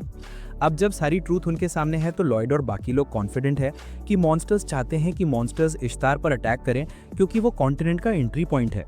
वे तुरंत शहर की डिफेंस के लिए वापस लौटने का डिसाइड करते हैं और क्लेयर को भी अपने साथ ले जाते हैं। जैसे ही वो थोड़ा रेस्ट करने के लिए रुकते हैं, लॉयड को लगता है कि बड़ी संख्या में मॉन्स्टर्स शहर की ओर बढ़ रहे हैं और उनके ठीक पीछे एक लार्ज आर्मी चल रही है। उसे फियर है कि वे उन सभी से अकेले फाइट नहीं कर सकते, इसलिए वो एक स्ट्रिक्ट कदम उठाने का डिसाइड करता है। वो यूई और बाकी लोगों को शहर में दौड़कर हीरोज को वॉर्न करने के लिए कहता है, जबकि वो क्लेयर के साथ वहीं रुककर उसकी पावर का यूज मॉन्स्टर्स को रोकने के लिए करता है। इस बीच शहर में लॉयड के former party leader hero Alan एक और प्रॉब्लम से परेशान है। वो लॉयड की जगह लेने के लिए कोई वाइट मैजिक नहीं ढूंढ पा रहा है क्योंकि वो सभी को सिर्फ उनके रिज्यूमे देखकर ही रिजेक्ट कर देता है। उसकी पार्टी की लड़कियां नर्वस होकर उसे बताती हैं कि सबसे अच्छे कैंडिडेट्स भी एक साथ सिर्फ 2 स्पेल्स ही कर सकते हैं और एलन उन्हें इनकॉम्पिटेंट फूल्स का ग्रुप कहता है। शील्ड यूजर रीना कहती है कि शायद लॉयड स्पेशल था और एलन इतनी फूलिश बात सोचने के लिए उसका मजाक उड़ाता है। तभी एक हीरो रूम में एंटर करता है और एलन से कहता है कि उसके पास उसके लिए एक अर्जेंट मैसेज है। वो बताता है कि उनकी फॉरेस्ट पेट्रोल ने एक मैसिव मॉन्स्टर आर्मी को अपनी ओर आते देखा है और उन्हें तुरंत हीरो की हेल्प की ज़रूरत है। एलन और उसकी पार्टी ये सुनकर शॉक्ड हो जाते हैं, लेकिन वो रिक्वेस्ट एक्सेप्ट करने का डिसाइड करते हैं और हीरो ये सुनकर बहुत हैप्पी हो जाता है। वो तुरंत दूसरे हीरोज को ये गुड न्यूज़ सुनाने के लिए निकल जाता है, लेकिन जाते समय लड़कियां एलन से पूछती हैं कि क्या वे सच में बिना किसी वाइट मैजिक के इतनी मैसिव मॉन्स्टर आर्मी से फाइट कर सकते हैं। वो जवाब देता है कि ये स्टेट की ओर से एक डायरेक्ट रिक्वेस्ट है और उन्हें कुछ पॉइंट्स गेन करने के लिए इसे एक्सेप्ट कर लेना चाहिए। इससे भी बढ़कर वो दुनिया को ये दिखाना चाहता है कि वो अभी भी सबसे पावरफुल है, भले ही उसकी टीम में कोई वीक सपोर्ट मेज ना हो। दूसरी ओर लॉयड और क्लेयर एक रॉक पर पहुंचते हैं जहां से उन्हें एक और मॉन्स्टर्स गैंग दिखाई देती है जो इश्तार की ओर बढ़ रहे गैंग से भी बड़ी है। लॉयड नर्वस हो जाता है। उसे रियलाइज होता है कि अगर ये ग्रुप अटैकर्स के साथ मर्ज हो गया तो सिटी डिस्ट्रॉय हो जाएगा। वो कहता है कि उन्हें किसी तरह यहाँ उन्हें डिफीट करना होगा और क्लेयर पूछती है कि क्या उन्हें किल किए बिना रोकने का कोई तरीका है। लॉयड उसके रिक्वेस्ट से सरप्राइज्ड होता है, बट क्लेयर कहती है कि ये मॉन्स्टर्स बस इनोसेंट क्रीचर्स हैं जिनका माइंड मॉन्स्टर्स ने उसकी पावर स्टील करके कंट्रोल कर लिया है। वो भी इसके लिए कुछ हद तक रिस्पॉन्सिबल महसूस करती है और इसीलिए वो नहीं चाहती कि मॉन्स्टर्स को कोई हार्म पहुंचे। लॉयड को रियलाइज होता है कि क्लेयर एक ट्रू एनिमल लवर है जिसे मॉन्स्टर्स की भी कंसर्न है और वो प्रॉमिस करता है कि वो ऐसा तरीका ढूंढेगा जिससे मॉन्स्टर्स को मिनिमम डैमेज पहुंचे।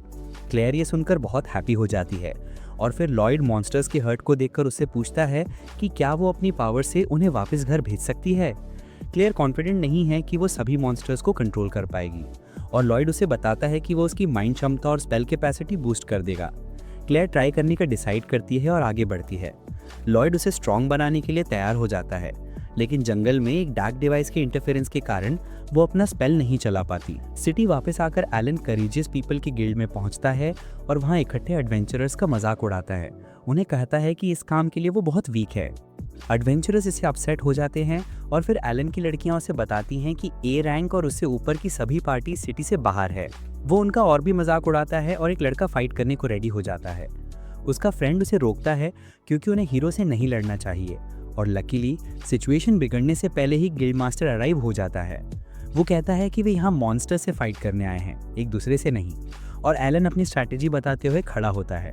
वो कहता है कि उनके मेजर्स ज़्यादा से ज़्यादा मॉन्स्टर्स को एलिमिनेट करने के लिए अपने मोस्ट पावरफुल स्पेल्स का यूज़ करके बैटल स्टार्ट करेंगे और उसके बाद वो हीरोज़ और अदर वॉरियर्स को लीड करते हुए मॉन्स्टर्स को स्टॉप करेगा, जबकि मेजर्स अपना मैना रिचार्ज कर लेंगे। एलन को लगता है कि उसकी ब्रिलियंट स्ट्रैटेजी से ह्यूज नंबर ऑफ मॉन्स्टर्स कोई प्रॉब्लम नहीं बनेंगे, बट अदर एडवेंचरर्स सोच रहे हैं कि क्या उसे चाइल्डहुड में ही नेग्लेक्ट किया गया था। एलन उनकी डिससैटिस्फैक्शन सेंस करता है और पूछता है कि क्या वे कुछ कहना चाहते हैं। एक मेज नर्वसली कहता है कि उनके पास इतनी पावर नहीं है कि वो एक ही स्ट्राइक में ह्यूज मॉन्स्टर्स को एलिमिनेट कर सकें, और बाकी लोग भी इस बात से अग्री करते हैं और कहते हैं कि एक मॉन्स्टर को डिफीट करना भी बहुत बड़ा टास्क है। एलन उन पर शाउट करता है और कहता है कि उन्हें कम से कम इतना तो करना ही चाहिए, लेकिन तभी उसके पार्टी की मेज कहती है कि उसे भी इतना कॉन्फिडेंस नहीं है।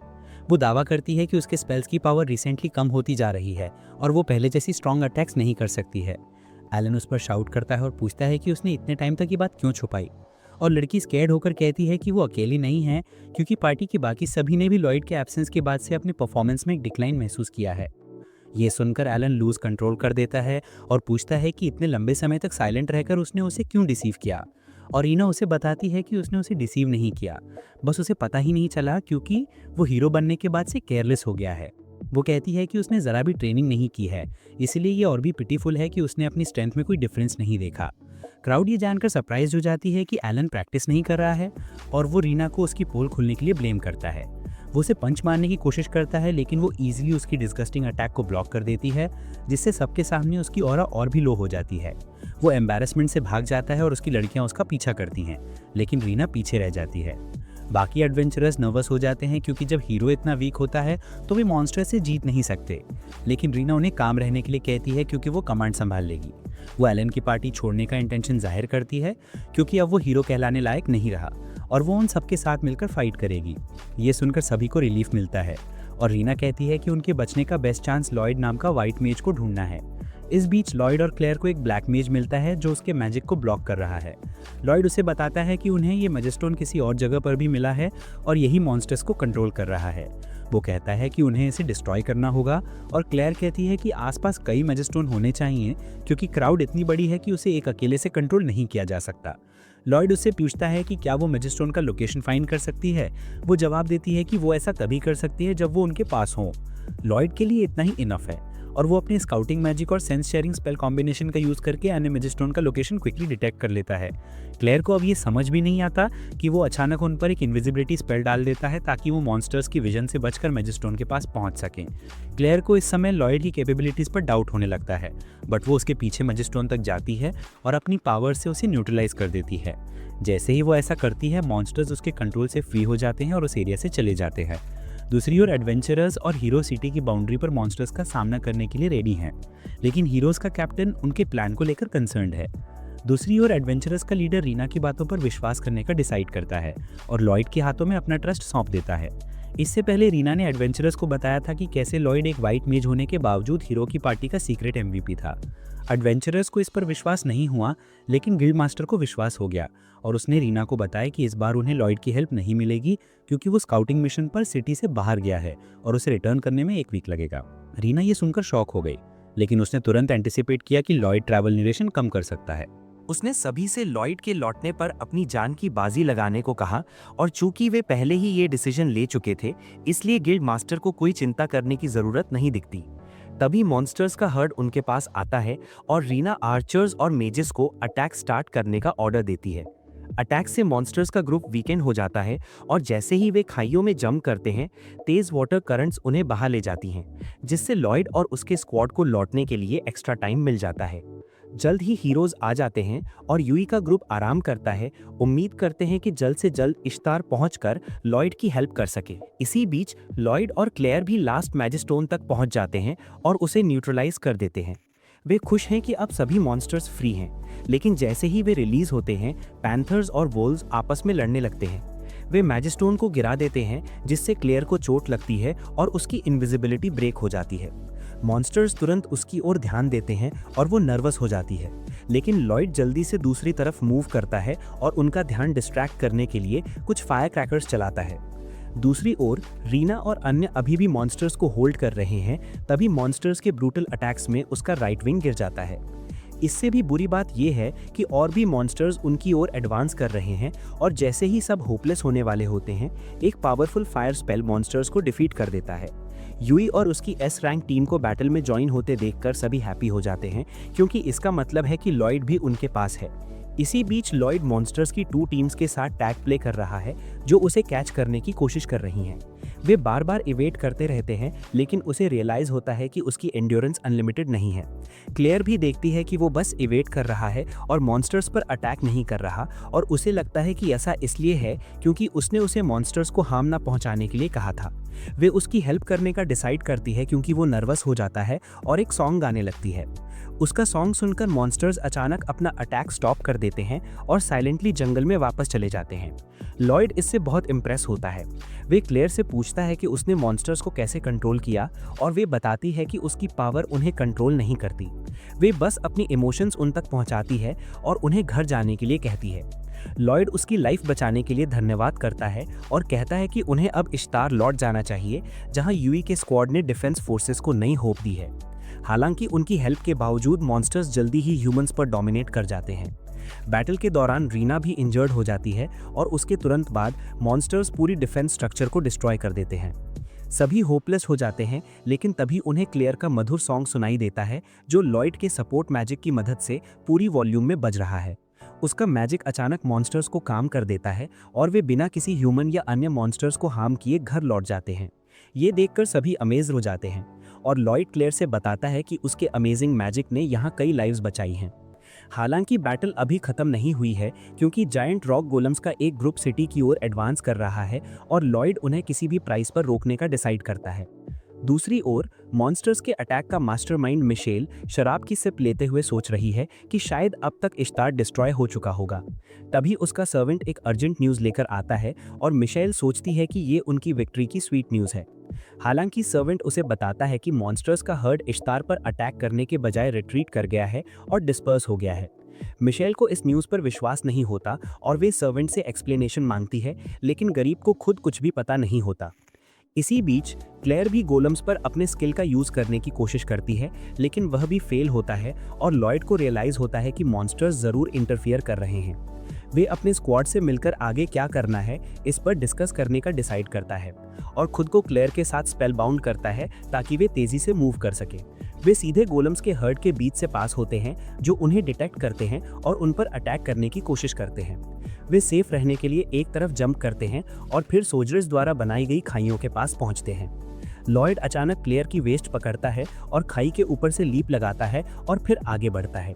सभी उसके मैजिकल स्किल्स से इम्प्रेस होते हैं और उन्हें रियलाइज होता है कि यही वो आदमी है जिस पर रीना चाहती थी कि वे ट्रस्ट करें। जैसे ही लॉयड ग्राउंड पर लैंड करता है, उसका स्क्वाड उसे वेलकम करने के लिए वहां मौजूद होता है। वे उसे बताता है कि क्लेयर की वजह से मॉन्स्टर्स रिट्रीट कर रहे हैं, लेकिन अब उन्हें गोलम से निपटना होगा। वे अचानक नीज पर गिर जाता है और उसके फ्रेंड्स वरीड हो जाते हैं कि लगातार मैजिक यूज करने के बाद वो बहुत टायर्ड हो गया है। हालांकि लॉयड उन्हें बताता है कि वो बैटल खत्म होने के बाद ही रेस्ट करेगा। तभी गिल्ड मास्टर लॉयड का वेलकम करने वहां आता है और उसके साथ एक अडोरेबल क्रिएचर को देखकर अमेज्ड हो जाता है। लॉयड उसे क्लेयर को सेफ लोकेशन पर ले जाने के लिए कहता है और गिल्ड मास्टर हीरोज को उसकी केयर करने का ऑर्डर देता है। फिर वे कहता है कि इस फाइट को जीतने के लिए लॉयड ही उनकी ओनली होप है, लेकिन लॉयड को नहीं पता कि ये थॉट उसके माइंड में किसने डाला। तभी रीना वहां आती है और उसे बताती है कि एलन बैटल में पार्टिसिपेट नहीं कर रहा है। लॉयड ये सुनकर शॉक्ड हो जाता है और रीना उसे एक्सप्लेन करती है कि एलन पहले गिल्ड के एडवेंचरर्स से फाइट कर चुका था और अपनी रिस्पॉन्सिबिलिटीज से टर्न अवे कर चुका था। लॉयड को विश्वास नहीं होता कि हीरो होने के बावजूद उसने सिटी के लोगों को डेंजर में छोड़ दिया और रीना कहती है कि वो हीरो बनने के लायक भी नहीं है। अचानक वे दर्द से क्राई करती है क्योंकि वो इंजर्ड हो गई है और लॉयड जल्दी से उसकी इंजरी पूरी तरह हील कर देता है। ये देखकर गिल्ड मास्टर बहुत इम्प्रेस होता है, लेकिन लॉयड फिर से फेंट हो जाता है। रीना उसे अपने हाथों से उठाकर खड़ा करती है और बताती है कि जब तक वे उसके स्क्वाड में था तब तक वे इनविंसिबल फील करते थे, लेकिन उसके एब्सेंस में उन्हें रियलाइज हुआ कि वे सिर्फ स्लाइटली अबव एवरेज हैं। वे कहती है कि उसे पहले ही समझ जाना चाहिए था और दूसरों को उसे बाहर निकालने से रोक देना चाहिए था, लेकिन लॉयड को नहीं लगता कि वो कोई स्पेशल है। लकी होकर उसके पास अपनी वीकनेस एडमिट करने का टाइम नहीं है क्योंकि गोलम्स उसी समय फ्रंट लाइन में पहुंच जाते हैं। सभी रेडी हो जाते हैं और सीधा गोलम्स पर अटैक करने का डिसाइड करते हैं, लेकिन लॉयड उन्हें शाउट करता है कि वे पीछे रहें क्योंकि गोलम्स कोई ऑर्डिनरी क्रिएचर्स नहीं है। हालांकि वे बहुत लेट पहुंचते हैं और हीरोज को रियलाइज होता है कि गोलम्स स्पेल बाउंड हैं क्योंकि उनकी स्वॉर्ड्स उन पर स्ट्राइक करती हैं। गोलम्स हीरोज को दूर फेंक देते हैं और रीना तुरंत बैटलफील्ड का कमांड संभाल लेती है। वे मेजेस और आर्चर्स को दूर से गोलम्स पर अटैक करने का ऑर्डर देती है, लेकिन उनके अटैक्स कोई डैमेज नहीं पहुंचाते। गोलम्स सोल्जर्स को पुश करते हुए खाई क्रॉस करते हैं और सभी पैनिक हो जाते हैं। लॉयड सभी पर बफ डालने का डिसाइड करता है, लेकिन उसके फ्रेंड्स उसे बताते हैं कि ये उसके लिए बहुत ज़्यादा हो सकता है। लॉयड कहता है कि वो हैंडल कर सकता है और सभी पर उनकी ज़रूरत के अनुसार 2 मैजिक स्पेल्स अप्लाई करता है। हालांकि इससे वो और भी एग्जॉस्ट हो जाता है और उसे लगता है कि मैजिकल इफेक्ट ज़्यादा देर तक नहीं रहेगा। वे अपने फ्रेंड से जल्दी से बैटल फिनिश करने को कहता है और यूई तुरंत स्कैफोल्ड पर चढ़कर सबको लॉयड के द्वारा उनके ऊपर डाले गए इनक्रेडिबल बफ्स के बारे में बताती है। वे कहती है कि अब वे ये फाइट आसानी से जीत सकते हैं, लेकिन हीरोज को उसकी बात पर विश्वास करना मुश्किल लगता है। तभी एक गोलम उन पर अटैक करता है और वे नर्वस हो जाते हैं, लेकिन रीना आकर उनकी लाइफ सेव कर लेती है। उसके पीछे पीछे यूई भी गोलम पर अटैक करके उसे डिस्ट्रॉय कर देती है। रीना इसका यूज लॉयड की मैजिक की पावर शोकेस करने के लिए करती है और सबको बताती है कि वे अब बहुत पावरफुल हैं। सभी तुरंत इसका कंफर्म कर देते हैं और उनका कॉन्फिडेंस स्काई हाई हो जाता है। लॉयड अपने फ्रेंड्स से सबका साथ देने के लिए कहता है, लेकिन वे अब बहुत वीक फील कर रहे हैं और गिल्ड मास्टर उसे रेस्ट करने के लिए एक सेफ स्पॉट ले जाता है। इस बीच क्रॉस आर्चर्स का लीड करते हुए गोलम्स पर डबल डैमेज देने के लिए फायरबॉल्स शूट करने लगता है। डगास और सिलिका भी फ्रंट लाइन में फाइट करते हैं और अपने पावरफुल स्पेल से कई गोलम्स एलिमिनेट कर देते हैं। बैटल कंटिन्यू रहती है और जल्द ही लगभग सभी गोलम्स डिस्ट्रॉय हो जाते हैं। यूई लास्ट रिमेनिंग गोलम पर फोकस करती है, लेकिन एक और एडवेंचरर उस पर लीप लगाने की कोशिश करता है। हालांकि जैसे ही वे गोलम पर स्ट्राइक करता है, उसकी स्वॉर्ड ब्रेक हो जाती है और सभी रियलाइज करते हैं कि लॉयड के स्पेल्स अपनी लिमिट तक पहुंच गए हैं। जैसे ही गोलम सिटी गेट के पास पहुंचता है, सभी अफ्रेड हो जाते हैं और रिट्रीट करते हैं, लेकिन यूई उसके रास्ते में स्टैंड करती है। हालांकि जैसे ही वे उस पर अटैक करने वाला होता है, रीना उसे पकड़कर सेफ लोकेशन पर ले जाती है और डगास उस हैवी स्ट्राइक को ब्लॉक करता है। लॉयड को रियलाइज होता है कि वे अकेले जीत नहीं सकते, इसलिए वे अपनी लास्ट पावर का यूज यूई की स्वॉर्ड को स्पेल बाउंड करने के लिए करता है। वो ये देख लेती है और तुरंत रीना और डैगर्स से मदद मांगती है। वे अपनी ताकतें मिलाकर उस भयानक अटैक को रोक लेते हैं और फिर यूई अपनी एनर्जी के साथ गोलम पर हमला करती है और एक ही स्ट्राइक में उसे नष्ट कर देती है। इसके बाद सब लोग उस जीत का जश्न मनाने लगते हैं, जिसे वे पहले इम्पॉसिबल समझते थे। वहीं लॉयड आखिरकार खुद को थोड़ी राहत का मौका देता है और उसी पल बेहोश होकर गिर जाता है। दूसरी तरफ डीमन जनरल ग्रेस्ट अपनी हार की शिकायत करने मिशेल के महल पहुंचता है। वो बुरी तरह फ्रस्ट्रेटेड है, क्योंकि ना केवल वे इश्तार को डिस्ट्रॉय करने में असफल रहे, बल्कि क्लेयर को भी उनसे छीन लिया गया। हालांकि वहां पहुंचने पर उसे मिशेल नहीं मिलती, तो वो गुस्से में उसका पूरा ऑफिस तबाह कर देता है और कसम खाता है कि अगली बार जब उसका सामना होगा तो वो अपनी जान की बाजी लगा देगा। शहर वापस आकर लॉयड दिन भर गहरी नींद सोने के बाद जागता है। यूई उससे मिलने आती है और लॉयड गिल्ट में रोना शुरू कर देता है कि वो अपनी वीकनेस की वजह से बेहोश हुआ। अब यूई उससे आर्ग्यू करने के मूड में भी नहीं रहती, इसलिए वो बस उसे अपने साथ चलने को कहती है। जैसे ही वो सराय का दरवाजा खोलती है, बाहर मौजूद लोग लॉयड का उत्साह बढ़ाने लगते हैं और उसे अपना हीरो कहते हैं। ये सुनकर लॉयड नर्वस हो जाता है और तुरंत दरवाजा बंद कर लेता है, क्योंकि वो एक साथ इतने सारे लोगों का सामना नहीं कर सकता। इस हरकत पर यूई गुस्से में आ जाती है और उसे बाहर जाकर अपने फैंस को फेस करने को कहती है। वो बाहर तो निकलता है, लेकिन सीधे खिड़की से, ताकि उसे सबका सामना ना करना पड़े। उसी समय मर्लिन का स्पाई विल दरवाजे पर पहुंचता है और उसे थीफ समझकर वो तुरंत उसे उड़ा देती है। लेकिन विल पर उस ब्लास्ट का कोई असर नहीं होता और मर्लिन उसे अंदर बुला लेती है, जहां उसकी पार्टी के बाकी मेंबर्स पहले से मौजूद होते हैं।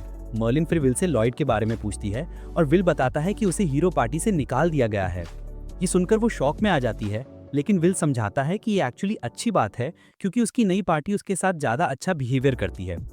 साथ ही वो ये भी बताता है कि लॉयड के अंदर सेल्फ कॉन्फिडेंस की कमी है और वो खुद पर इम्पॉसिबल स्टैंडर्ड्स रखता है। मॉलिन जानती है कि इसका कुछ ब्लेम उसी पर जाता है, लेकिन वो नहीं चाहती कि लॉयड वही मिस्टेक्स दोहराए जो उसके पहले की थी। इस बीच शहर में लॉयड भीड़ से छुप रहा है, क्योंकि उसे समझ नहीं आता कि सब लोग उसका पीछा क्यों कर रहे हैं। तभी उसकी टोली उसे ढूंढ लेती है और कहती है कि शहर को बचाने के लिए हर कोई उसका आभारी है। लॉयड को नहीं लगता कि वो इस अटेंशन का हकदार है, लेकिन बाकी लोग उसे कहते हैं कि उसे खुद पर थोड़ा और ट्रस्ट करना चाहिए। उनकी बातों से प्रेरित होकर लॉयड क्राउड का अभिवादन करने का फैसला करता है, पर दिल से उसे अब भी लगता है कि वो इसके काबिल नहीं है। वो लोगों से कहता है कि उन्हें असली क्रेडिट शूरवीरों और एडवेंचरर्स को देना चाहिए, लेकिन सब उसे ही हीरो मानते हैं। वे उसे हीरो ऑफ इश्तार कहते हैं और लॉयड इस बिहेवियर की आदत डालने की पूरी कोशिश करता है। दूसरी तरफ एलन इस बात से इरिटेट होता है कि सब लॉयड को ही हीरो कह रहे हैं। उसकी लड़कियां उसे याद दिलाती हैं कि एक इमरजेंसी रिक्वेस्ट को इग्नोर करने की वजह से उसका हीरो का खिताब वापस ले लिया जाएगा। वो ये बात मानता है और अपनी लड़कियों के साथ शहर छोड़ने का फैसला करता है। मर्लिन के घर वापस आकर सब लोग शराब पीते हैं क्योंकि उसी दिन उनके दोस्त हीरो सिबिल ने डीमन किंग को हराने और गोलीबारी में फंसे लोगों को बचाने के लिए अपनी जान सैक्रिफाइस कर दी थी। तभी विल सभी को शॉक में डाल देता है, ये बताते हुए कि डीमंस फिर से एक्टिव हो गए हैं और उन्होंने मॉन्स्टर्स को इश्तार पर हमला करने के लिए एनिमल मैजिक का यूज करने की कोशिश की है। उसे डाउट है कि वो डीमन किंग को रिवाइव करने की कोशिश कर रहे हैं। ये सुनकर मर्लिन पैनिक में आ जाता है क्योंकि इसका मतलब होगा कि सिबिल का अल्टीमेट सैक्रिफाइस बेकार चला जाएगा। बाकी लोग उसे कहते हैं कि उन्हें जो भी करना पड़े करना होगा ताकि दुनिया की सिक्योरिटी एंश्योर हो सके। कुछ दिन बाद लॉयड और उसकी टोली को शहर का लॉर्ड बुलाते हैं। एक युवक उन्हें अंदर ले जाता है और वहाँ पहले से ही क्लेयर इंतजार कर रही होती है। सभी लोग उसे देखकर खुश हो जाते हैं और पूछते हैं कि क्या लॉर्ड ने उसे भी बुलाया है, लेकिन वो युवक कहता है कि क्लेयर एक्चुअली उसकी स्पेशल गेस्ट है। फिर वो अपना परिचय लॉर्ड एबल के रूप में देता है जो इस पूरे रीजन का रूलर है। किसी को इस पर विश्वास नहीं होता क्योंकि उन्हें लगता था कि वो बस एक सर्वेंट है। सिलिका कहती है कि सबको मालूम है कि लॉर्ड ने इस जगह पर 1 दशक से भी ज्यादा से शासन किया था और एबल उसके लिए बहुत यंग लगता है। वो जवाब देता है कि उसके पास भी ऐश केचम जैसी एंटी एजिंग एबिलिटी है। इस पर लॉयड कहता है मर्लिन भी ऐसा ही है। एबल कहता है कि इस पर डिस्कशन किसी और दिन करेंगे क्योंकि अभी एक अर्जेंट मैटर है। वो बताता है कि क्लेयर एक्चुअली फोहरा एम्पायर की दूसरी प्रिंसेस है जहां बीस्ट फोक रहते हैं। ये सुनकर लॉयड को यकीन नहीं होता। क्लेयर खुद इसकी पुष्टि करती है और बाकी लोग भी सच जानकर स्टंट रह जाते हैं। एबल बताता है कि क्लेयर की मॉन्स्टर्स को कंट्रोल करने की पावर रेयर और डेंजरस है और अगर ये गलत हाथों में चली जाए तो बहुत बड़ी डिजास्टर हो सकती है। इसीलिए एम्पायर उसे ढूंढ रहा था। अब जब वो सुरक्षित है तो वे उसे जल्द ही वापस ले जाएंगे। एबल कहता है कि वो चाहता है कि लॉयड की पार्टी क्लेयर को रॉयल कैपिटल तक ले जाए जहां बीस्ट फोक उसे रिसीव करने आएंगे क्योंकि उसे भरोसा है कि वे किसी भी खतरे, यहाँ तक कि डीमंस का भी सामना कर सकते हैं। हालांकि एडवेंचरर्स के लिए रॉयल फैमिली की रक्षा करना अनयूजुअल है, फिर भी सब समझते हैं कि उन्हें क्लेयर की आइडेंटिटी सीक्रेट रखनी होगी। वे उसके गार्डियन बनने के लिए अग्री कर लेते हैं। उनकी जर्नी शुरू हुए 10 दिन गुजर जाते हैं लेकिन वो अभी भी कैपिटल के करीब नहीं पहुंच पाते। क्रॉस शिकायत करता है कि राजधानी बहुत दूर है, लेकिन डैगस उसे याद दिलाता है कि वे सुरक्षित रहने के लिए जानबूझकर लंबा रास्ता अपना रहे हैं। दूसरी ओर यूई को इस लंबे सफर की जरा भी चिंता नहीं है। उसे तो अगले शहर में मौजूद हॉट स्प्रिंग्स में जाने में ज्यादा इंटरेस्ट है और वो क्लियर से पूछती है कि क्या वो कभी वहां गई है। क्रॉस को उसका काम बिहेवियर परेशान करता है, लेकिन सिलिका कहती है कि उसका चीयरफुल स्वभाव सफर को सहने लायक बना देता है और क्लियर के लिए भी कुछ नए एक्सपीरियंसेस पाना अच्छा है। क्रॉस को लगता है कि यूई ने वाकई इस मैटर पर सोचा होगा, लेकिन बाद में पता चलता है कि वो बस मजे करना चाहती थी। उसी शाम वो हॉट स्प्रिंग टाउन पहुंचते हैं और लड़की अपने पूल में एक दूसरे को घुरने का फन लेती हैं। इस बीच दोनों एक दूसरे की पीठ थपथपा रहे होते हैं और लॉयड मॉन्स्टर्स के पॉसिबल अटैक्स के बारे में सोचने लगता है। उसे लगता है कि जैसे जैसे वे कैपिटल के करीब पहुंचेंगे, डीमंस के इम्पेशेंट होकर उन पर हमला करने की संभावना उतनी ही बढ़ जाएगी।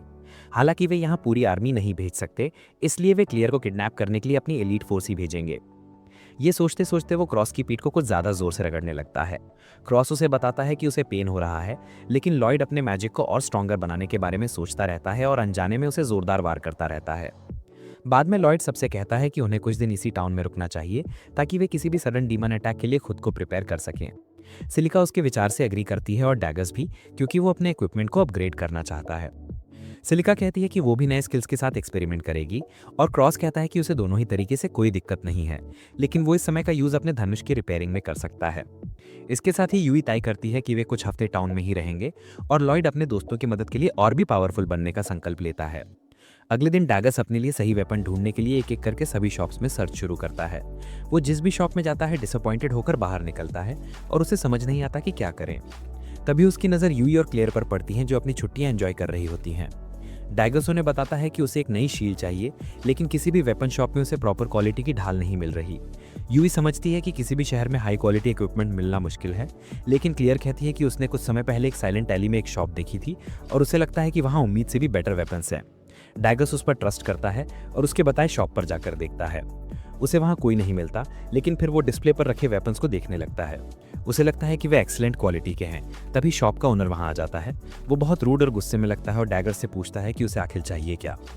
फिर वो उससे पूछता है कि क्या वो भी उन ट्रबल मेकर्स के साथ है, और डैगर्स घबराकर जवाब देता है कि वो बस कुछ शील्ड्स देख रहा है। बूढ़ा आदमी उसे बेफिक्र रहने को कहता है, लेकिन डैगर सब उलझन में है कि आखिर चल क्या रहा है। थोड़ी देर बाद वो और भी कंफ्यूज हो जाता है क्योंकि वहाँ हर वेपन हाई क्वालिटी का है, लेकिन कोई कस्टमर नहीं है। तभी एडवेंचरर्स का एक ग्रुप वहां पहुंचता है और डैगर्स को देखकर शॉक्ड हो जाता है। उनकी लीडर कैरन उससे पूछती है कि वो वेपन्स खरीदने आया है, और जब डैगर्स हाँ कहता है तो सब उस पर हंसने लगते हैं। वे उसे एक फूल, लो क्लास एडवेंचरर कहते हैं जिसे ये भी नहीं पता कि वेपन्स कहाँ से खरीदने चाहिए। तभी शॉप ओनर वहां आता है और रिवील करता है कि उसका उन लोगों से झगड़ा है जिनकी वजह से उसका बिजनेस खराब हो रहा है। डैगर्स उससे पूछता है कि क्या ये लोग कोई गैंग है, और सब कहते हैं कि वह आउटसाइडर होगा क्योंकि यहाँ सभी को ए रैंक एडवेंचरर कैरन के बारे में पता है। डैगर्स पूछता है कि एक ए रैंक एडवेंचरर किसी शॉपकीपर को क्यों परेशान कर रही है, और कैरन उसे बताती है कि उस बूढ़े ने उसकी खास चीज़ बेचने से मना कर दिया है। बूढ़ा आदमी जवाब देता है कि वो उसे यूज़ भी नहीं कर पाएगी और वो किसी ऐसे व्यक्ति को वेपन नहीं बेच सकता जो इसके लायक ना हो। कैरन कहती है कि अगर ऐसा है तो उसे लेसन सिखाना होगा, और उसके फिंगर्स क्रैक करने लगती हैं।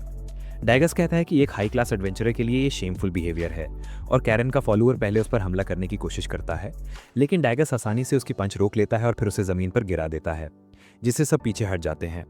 फिर वो अपनी शील्ड वेयरहाउस से निकालकर सबको बाहर धकेलकर उनके मुंह पर डोर बंद कर देता है।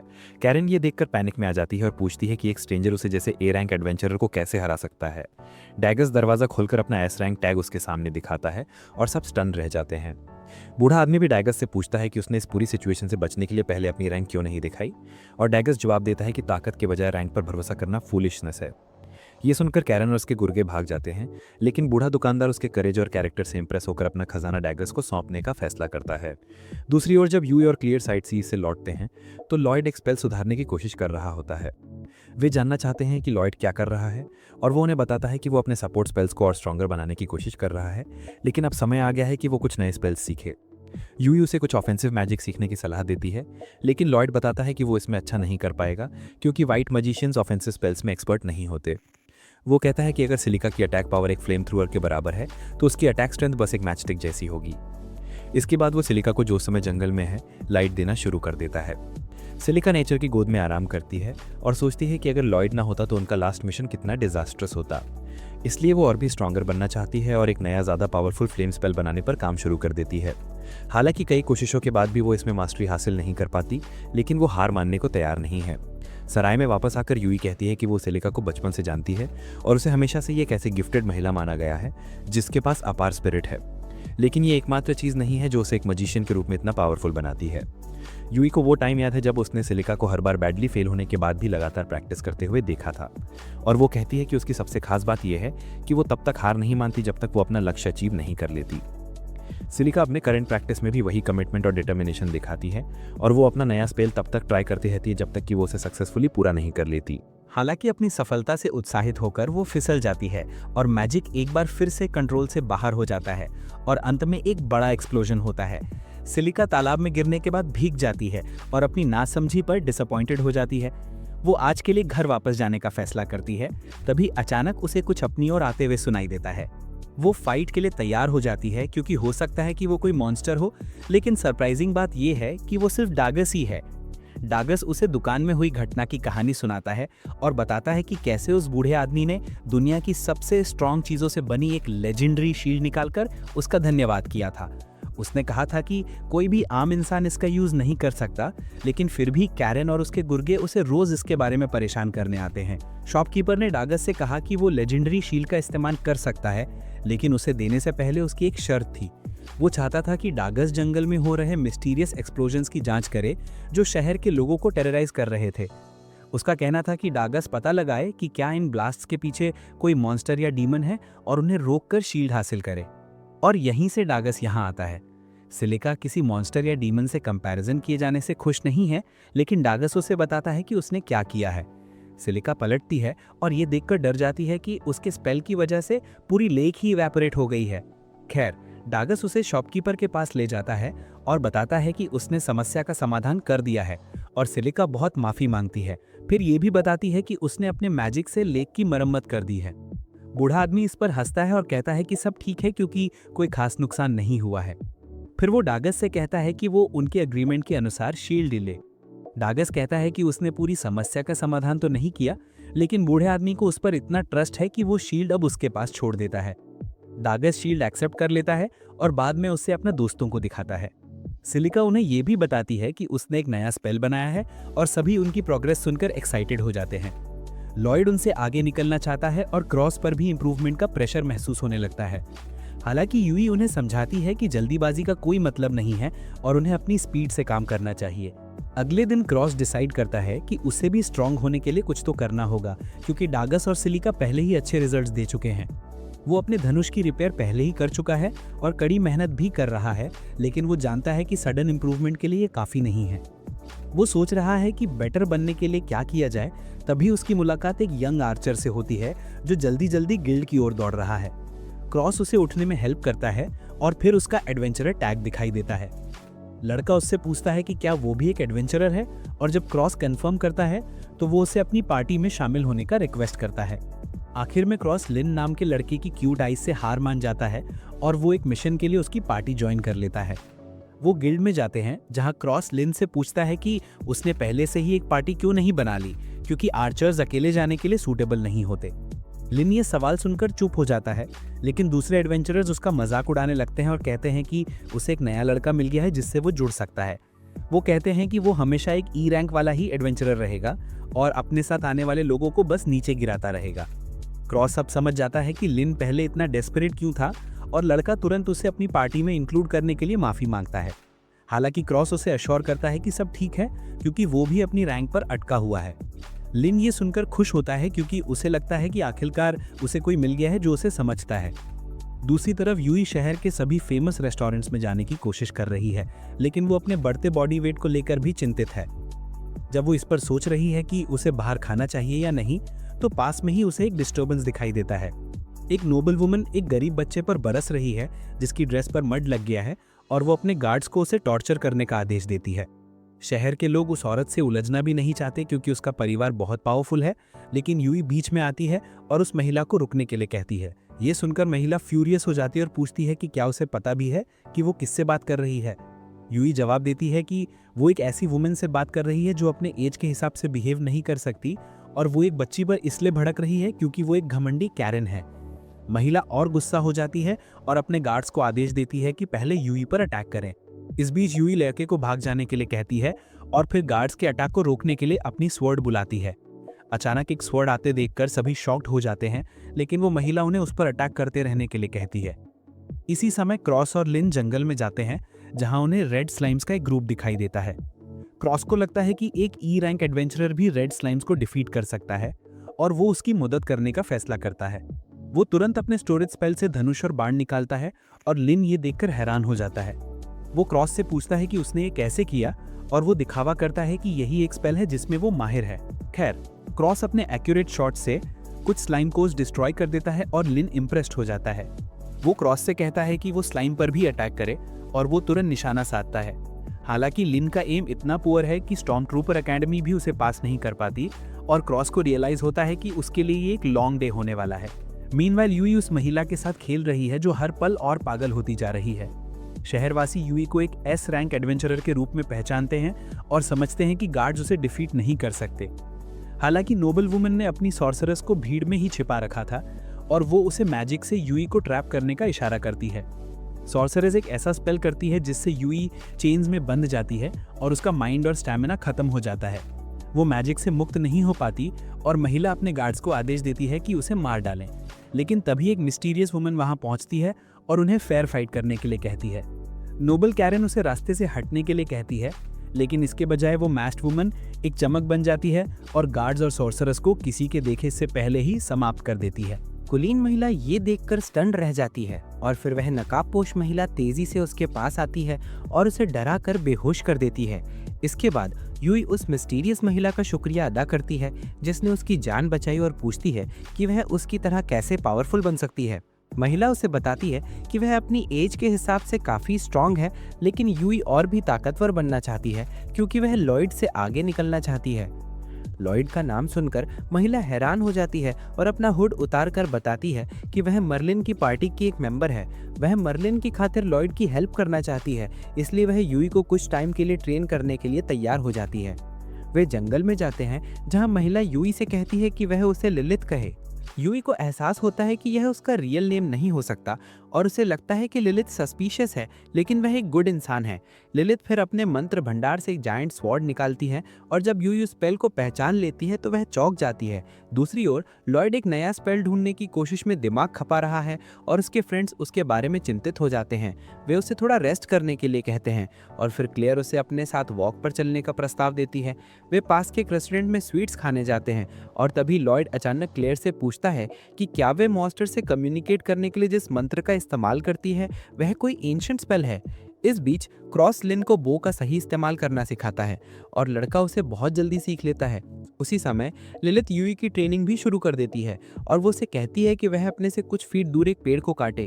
यूई को लगता है कि यह इम्पॉसिबल है, लेकिन तभी लिलिथ माना से बना एक फ्लाइंग स्ट्राइक पेड़ की ओर फेंकती है और उसे साफ साफ 2 हिस्सों में काट देती है। यूई इस टेक्निक से इम्प्रेस हो जाती है और वह भी इसे आजमाने का डिसाइड करती है। रेस्टोरेंट में वापस आकर क्लियर कहती है कि वह एंशिएंट मैजिक का इस्तेमाल करती है और लॉयड पूछता है कि क्या वह भी एंशिएंट स्पेल सीख सकता है क्योंकि वे इनक्रेडिबली पावरफुल और इफेक्टिव होते हैं।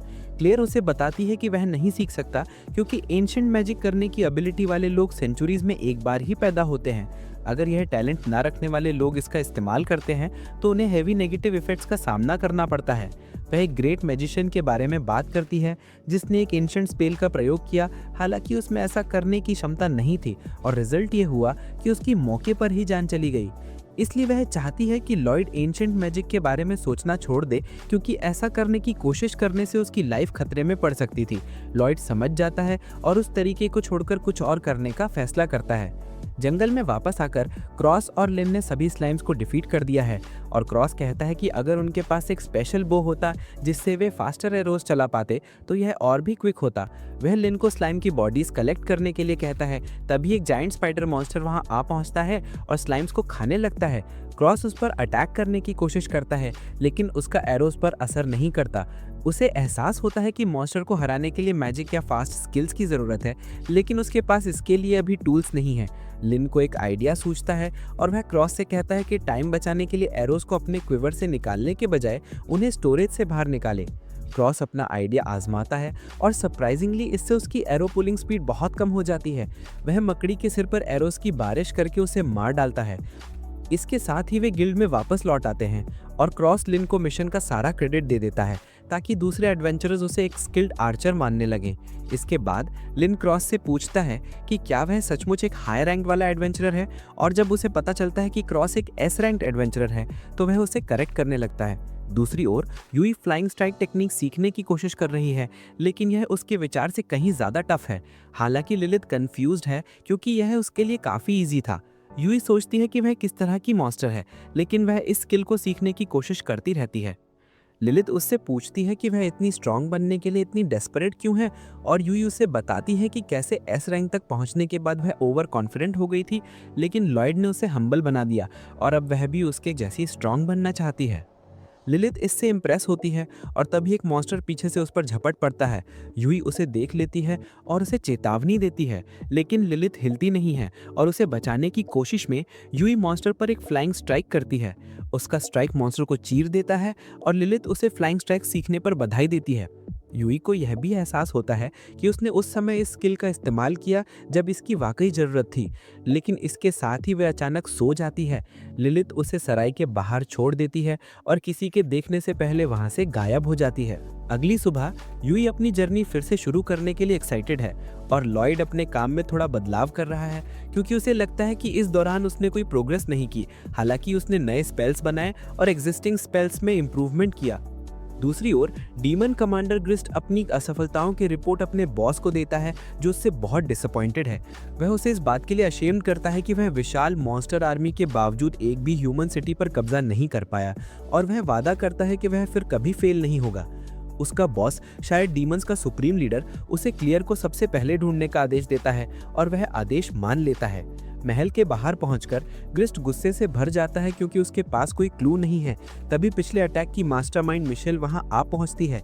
ग्रिस्ट उस पर एंग्री होता है और पूछता है कि उसकी यहाँ अपना फेस दिखाने की हिम्मत कैसे हुई और मिशेल जवाब देती है कि उसे पिछले मिशन का पेमेंट नहीं मिला है। ग्रिस्ट उसे तुरंत टुकड़े टुकड़े कर देना चाहता है, लेकिन तभी मिशेल उसे बताती है कि क्लियर ह्यूमन एम्पायर की कैपिटल की ओर जा रही है और नाइट्स के बजाय कुछ एस रैंक एडवेंचरर्स उसकी रक्षा कर रहे हैं।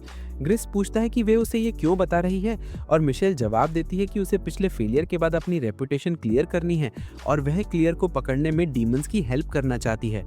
इस बीच लॉयड और उसका दल अपनी जर्नी जारी रखते हैं। तभी अचानक उन्हें झाड़ियों में कुछ मूवमेंट महसूस होती है। वे अलर्ट हो जाते हैं, लेकिन किस्मत से वह बस एक रैबिट निकलता है। यकीन करने के लिए लॉयड अपना स्काउटिंग स्पेल यूज करता है और पाता है कि आसपास कोई मॉन्स्टर नहीं है। इसके बाद वे रेस्ट करने का फैसला करते हैं और लॉयड यूई को किसी एक्सेंट्रिक की तरह स्टीयर करने लगता है। वो उसे बताता है कि ऐसा लगता है कि उसने और बाकी सभी ने किसी न्यू चीज में मास्टरी हासिल कर ली है, क्योंकि जब वे रैबिट को स्मोक करने के लिए तैयार हुए थे तब वे पूरे कॉन्फिडेंस से भरे हुए थे।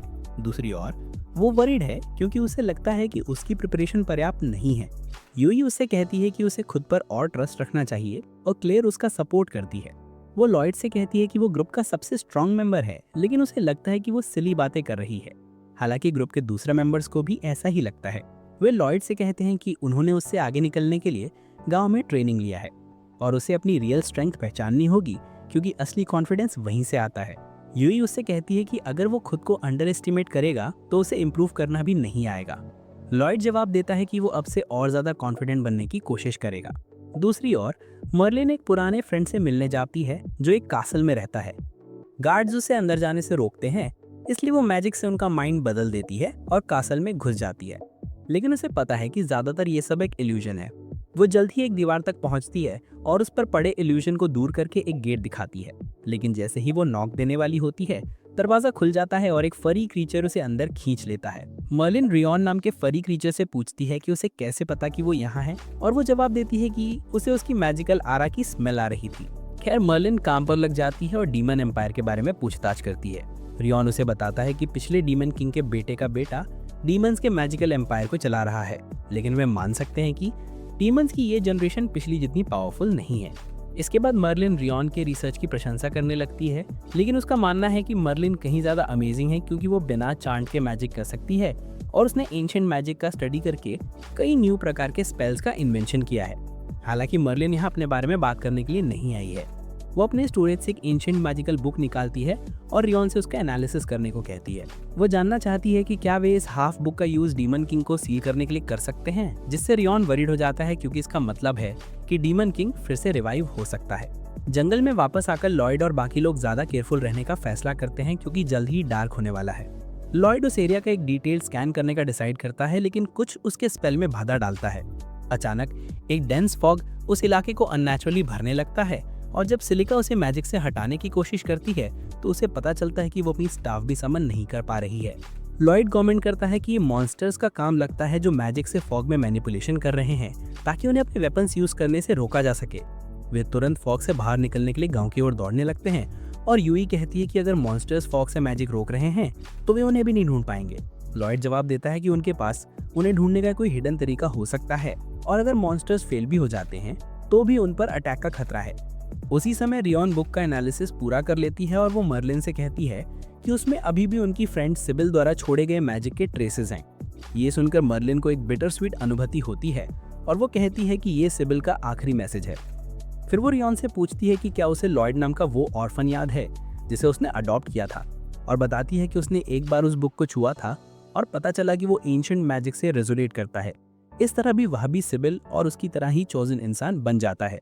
रियॉन कहती है कि लोगों के लिए अपने प्रोफेशन के शिखर तक पहुंचने से पहले एंशिएंट स्पेल्स का प्रयोग करना अभी भी इजी नहीं है, और मर्लिन कहती है कि उसने लॉयड को कठोर ट्रेनिंग दी थी ताकि वो पावरफुल बन सके। हालांकि वो उसकी फीलिंग्स को नहीं समझ पाई और वो एक एडवेंचरर बनने के लिए घर से भाग गया। वो कहती है कि इस समय लॉयड बीस्ट वुमन प्रिंसेस को कैपिटल लेकर जा रहा है और वो उसे फिर से देखने आई है क्योंकि उसे उसकी बहुत याद आती है। दूसरी ओर लॉयड और उसके फ्रेंड्स गांव पहुंचते हैं, लेकिन वहां भी फॉग छाया हुआ है। लॉयड सिलिका की मैजिकल पावर को बूस्ट करता है ताकि वो अपनी स्टाफ समन कर सके, और जब उसे स्टाफ मिल जाती है तो वो विंड मैजिक से फॉग उड़ा देती है, जिससे उनके सामने मॉन्स्टर्स का गैंग खड़ा दिखाई देता है। क्लेयर तुरंत पहचान जाती है कि ग्रिस्ट पिछली बार का उसका किडनैपर है और वो लॉयड और दूसरों से कहता है कि वो लड़की को उसके हवाले कर दें क्योंकि उसे उसकी जरूरत है। वो अपने मेट सबऑर्डिनेट्स को पहले अटैक करने के लिए भेजता है, लेकिन अब जब लॉयड और अन्य लोग मैजिक का इस्तेमाल कर सकते हैं तो वे अपने वेपन्स जुटा लेते हैं और फाइट के लिए तैयार हो जाते हैं। यूई दुश्मनों को गिराने के लिए उन पर फ्लाइंग स्ट्राइक करती है और सिलिका उन पर फायरबॉल से अटैक करती है। क्रॉस एक वॉच टावर पर चढ़ जाता है और मेजर्स को उनके गार्ड करने से पहले ही एलिमिनेट करने के लिए रैपिड एरोस चलाता है। मीनवाइल ग्रेस्ट बेपरवाह होकर क्लेयर की ओर बढ़ता है और जब क्रॉस उस पर अटैक करने की कोशिश करता है तो उसके एरोज उछलकर वापस लौट आते हैं। यहाँ तक कि यूई का फ्लाइंग स्ट्राइक भी उसके खिलाफ यूजलेस हो जाता है और ग्रिस्ट सीधे क्लेयर की ओर बढ़ता है। डगास अपनी फेमस शील्ड से उसके स्ट्राइक को रोकता है और यूई इस मौके का फायदा उठाती है और उसकी पीठ पर वार करती है, लेकिन उसकी सोर्ड ग्रिस्ट की बैक से कुछ दूरी पर रुक जाती है, मानो उसने गोजो की इन्फिनिटी की नकल कर ली हो। लॉयड को रियलाइज होता है कि वो उसे इनविजिबल आर्मर की तरह काम करने के लिए मैजिकल पावर रिलीज कर रहा है और ग्रिस्ट पहले उससे निपटने का फैसला करता है क्योंकि वो यहाँ पर सबसे क्लेवर व्यक्ति लगता है। वो उस पर जंप करता है लेकिन सिलिका अपने नए स्पेल से उस पर हमला कर देती है। इससे भी सीरियस डैमेज नहीं होता और ग्रिस्ट लॉयड और बाकियों के पीछे पीछे चलता है जब तक स्मोक छट जाती है। उसके साथी भी उन पर अटैक करते हैं, लेकिन जैसे ही सब पैनिक में आते हैं सड़क पर आइस की एक ह्यूज वेव दौड़ जाती है, जैसे सभी मेजर्स फ्रीज हो जाते हैं, लेकिन लॉयड और बाकियों को बचा लेते हैं। ये एक बीस्ट वुमन द्वारा फेंकी गई थी जो क्लेयर को बचाने आया है और वो लॉयड के दल की हेल्प करने वाला अकेला व्यक्ति नहीं है। विल नाम का ग्रीन हेड स्पाई भी वहाँ मौजूद है और वो मिशेल से भिड़ जाता है जो फॉग फैलाने के पीछे है। जब वे दोनों बातें ज्यादा और फाइट कम करते हैं तो वो बीस्ट वुमन अपने ठिकाने से उतरकर क्लेयर की ओर बढ़ता है। वो कहता है कि सभी एडवेंचरर्स यूजलेस हैं, लेकिन इस बार वो उन्हें जाने देगा क्योंकि उन्होंने क्लेयर को सेफ रखा है। वो तुरंत उस लड़के की ओर दौड़ती है और उसे अपने बचपन के बेस्ट फ्रेंड और आइस क्रिस्टल हीरो सीरियन के रूप में इंट्रोड्यूस करती है। यूई ने सीरियन और उसके बैड बिहेवियर के बारे में सुना है और उसका बिहेवियर इस बात का प्रूफ है कि उसके बारे में जो रूमर्स हैं वह सच हैं। हालांकि जब भी क्लेयर उसे डांटती है वो झुक जाता है और लड़कियां उनकी फ्रेंडशिप के बारे में क्यूरियस हो जाती हैं। तभी ग्रिस्ट अपनी आईसी प्रिजन से फ्री हो जाता है और सभी उससे लड़ने के लिए तैयार हो जाते हैं, लेकिन सीरियन उन्हें वहीं रुकने के लिए कहता है क्योंकि वो खुद इस बैस्टर्ड से निपट लेगा। वो जमीन पर किक करता है और उसे फ्रीज करने के लिए आइस की वेव भेजता है, लेकिन ग्रिस्ट उसे इजीली फ्री कर देता है। वो सीरियन की ओर कुछ आइस क्रिस्टल भेजता है जो उन्हें आसानी से पकड़ लेता है और उस पर जोरदार अटैक कर देता है। ग्रिस्ट शुरू में तो सभी अटैक से बच निकलता है, लेकिन जैसे जैसे फाइट आगे बढ़ती है उसे मुश्किलें आने लगती हैं। सीरियन अपने अटैक से फ्यूरियस हो जाता है, लेकिन लॉयड को लगता है कि वो ना तो इतना फास्ट है ना ही इतना स्किल्ड कि ग्रिस्ट को काउंटर करने से रोक सके। अचानक वो देखता है कि ग्रिस्ट को कोल्ड से नुकसान हो रहा है क्योंकि वो अपने मैजिकल आर्मर का यूज नहीं कर रहा है। इससे उसे रियलाइज होता है कि कुछ रॉन्ग है और वो सीरियन को केयरफुल रहने की वार्निंग देता है, लेकिन ये एरोगेंट फूल एक एडवेंचरर की बात सुनने से इनकार कर देता है और यही उसकी सबसे बड़ी मिस्टेक साबित होती है। युद्ध के दौरान ग्रिस्ट अपनी मुट्ठी में मैजिक दबा रहा था और जब उसने सफिशिएंट मैजिकल पावर इकट्ठी कर ली तो वो सीरियन को खत्म करने के लिए उसकी ओर जंप करता है। लॉयड तुरंत सभी को हाइड होने की वार्निंग देता है और जैसे ही सीरियन और ग्रिस्ट आपस में टकराते हैं एक ह्यूज एक्सप्लोजन होता है जो जगह को हिला देता है। जब ब्लास्ट शांत हो जाता है तो लॉयड अपने स्काउटिंग स्किल्स का यूज करके ये कंफर्म करता है कि उसके दल के सभी मेंबर्स सेफ हैं, लेकिन वो क्लियर और सीरियन को नहीं देख पाता। उसे अपने प्रश्न का आध उत्तर मिल जाता है जब वो अनकॉन्शियस क्लेयर को ग्रिस्ट के साथ देखता है जो अनाउंस करता है कि वो उसे अपने साथ ले जाने वाला है। तभी एक विशाल फ्लोटिंग शिप वहां आता है और ग्रिस्ट उसे पकड़कर उड़ जाता है। लॉयड और उसके फ्रेंड्स हेल्पलेस होकर देखते रह जाते हैं। जैसे ही लॉयड क्लेयर को ले जाते हुए देखता है, सीरियन मलबे से बाहर निकल आता है। इंजर्ड होने के बावजूद वो क्लेयर तक पहुंचने के लिए एक आइस पिलर तैयार करता है, लेकिन जैसे ही वो ग्रिस्ट को पकड़ने वाला होता है उसकी पावर्स खत्म हो जाती हैं और आइस पिलर टूटकर बिखर जाता है। सीरियन जमीन पर गिरने लगता है और लॉयड तुरंत सिलिका से कहता है कि वो उसे सेफ नीचे उतारने के लिए विंड मैजिक का इस्तेमाल करे। जैसे ही सीरियन अपने पैरों पर खड़ा होता है वो दोबारा फाइट करने के लिए तैयार हो जाता है, लेकिन लॉयड उसे रोकते हुए कहता है कि वे स्काई में दुश्मन के खिलाफ कुछ नहीं कर सकते। सीरियन उसे वहां से चले जाने के लिए कहता है, लेकिन तभी उसे एहसास होता है कि उसकी इंजरीज हील हो चुकी हैं। लॉयड कहता है कि उसने ही ऐसा किया है, जिससे सीरियन कंफ्यूज्ड हो जाता है क्योंकि उसे पता ही नहीं चला कि उसने कोई स्पेल यूज किया है। यूई और बाकी लोग भी वहां इकट्ठा हो जाते हैं और लॉयड से पूछते हैं कि आगे क्या करना चाहिए। लॉयड उन्हें बताता है कि उसके पास एक प्लान है। सीरियन उसकी बात सुनने से इनकार कर देता है, लेकिन सब उसे समझाते हैं कि वो अकेला कुछ नहीं कर सकता और उसे लॉयड पर भरोसा करना चाहिए क्योंकि वो यहाँ सबसे ज्यादा स्मार्ट है। सीरियन इरिटेटेड होता है, लेकिन आखिरकार वो क्लियर को बचाने के लिए उनके साथ कोऑपरेट करने के लिए तैयार हो जाता है। इस बीच ग्रिस्ट अपने मिशन के रिजल्ट से बहुत खुश है और इसका क्रेडिट उस फ्लाइंग शिप को देता है। वो माइकल से कहता है कि उसे स्टार सिटी पर पिछले अटैक के दौरान शिप को बाहर लाना चाहिए था। माइकल जवाब देता है कि उस समय उसके पास प्रोटोटाइप भी रेडी नहीं था, लेकिन अब उसके पास ऐसा पावर सोर्स है जो इस मैसिव मशीन को चला सकता है। वो ग्रिस्ट को सोर्स दिखाता है और बताता है कि ये पिछले डीमन गॉड का एक बॉडी का हिस्सा है। ग्रिस्ट ये सुनकर शॉक्ड रह जाता है और माइकल समझाता है कि पिछले डीमन गॉड ने खुद को ब्लास्ट कर दिया था, लेकिन उसने उसके बॉडी का एक पीस ढूंढ लिया जिसमें अब भी उसका माइंड मौजूद था। उसने उस माइंड को निकालने और उससे इस शिप को चलाने के लिए एक डिवाइस तैयार किया। ग्रिस्ट खुश नहीं है कि वो अपने रिस्पेक्टेड डीमन गॉड को बैटरी की तरह यूज कर रहा है, लेकिन माइकल हंसते हुए कहता है कि वो दिल से एक साइंटिस्ट है और नई चीजें एक्सप्लोर करना पसंद करता है। तभी शिप का अलार्म बजने लगता है और माइकल तुरंत कंट्रोल पैनल की ओर भागता है ये देखने के लिए कि क्या हो रहा है। वो देखता है कि सीरियन आइस ब्लॉक्स बनाकर उन्हें स्टेयर्स की तरह यूज कर रहा है और उनकी ओर बढ़ रहा है, और लॉयड की पार्टी भी उसके स्टेप्स फॉलो कर रही है। सीरियन लॉयड द्वारा बनाए गए एंटी ग्रेविटी स्पेल से इम्प्रेस्ड होता है, लेकिन लॉयड कहता है कि यह सिर्फ शॉर्ट रेंज मैजिक है और शिप तक पहुंचने के लिए उन्हें नीचे के हिस्से की जरूरत होगी। वे जल्द ही शिप के पास पहुंच जाते हैं और अपने वेपन्स निकाल लेते हैं, लेकिन ग्रिस्ट भी उनका सामना करने के लिए बाहर आ जाता है।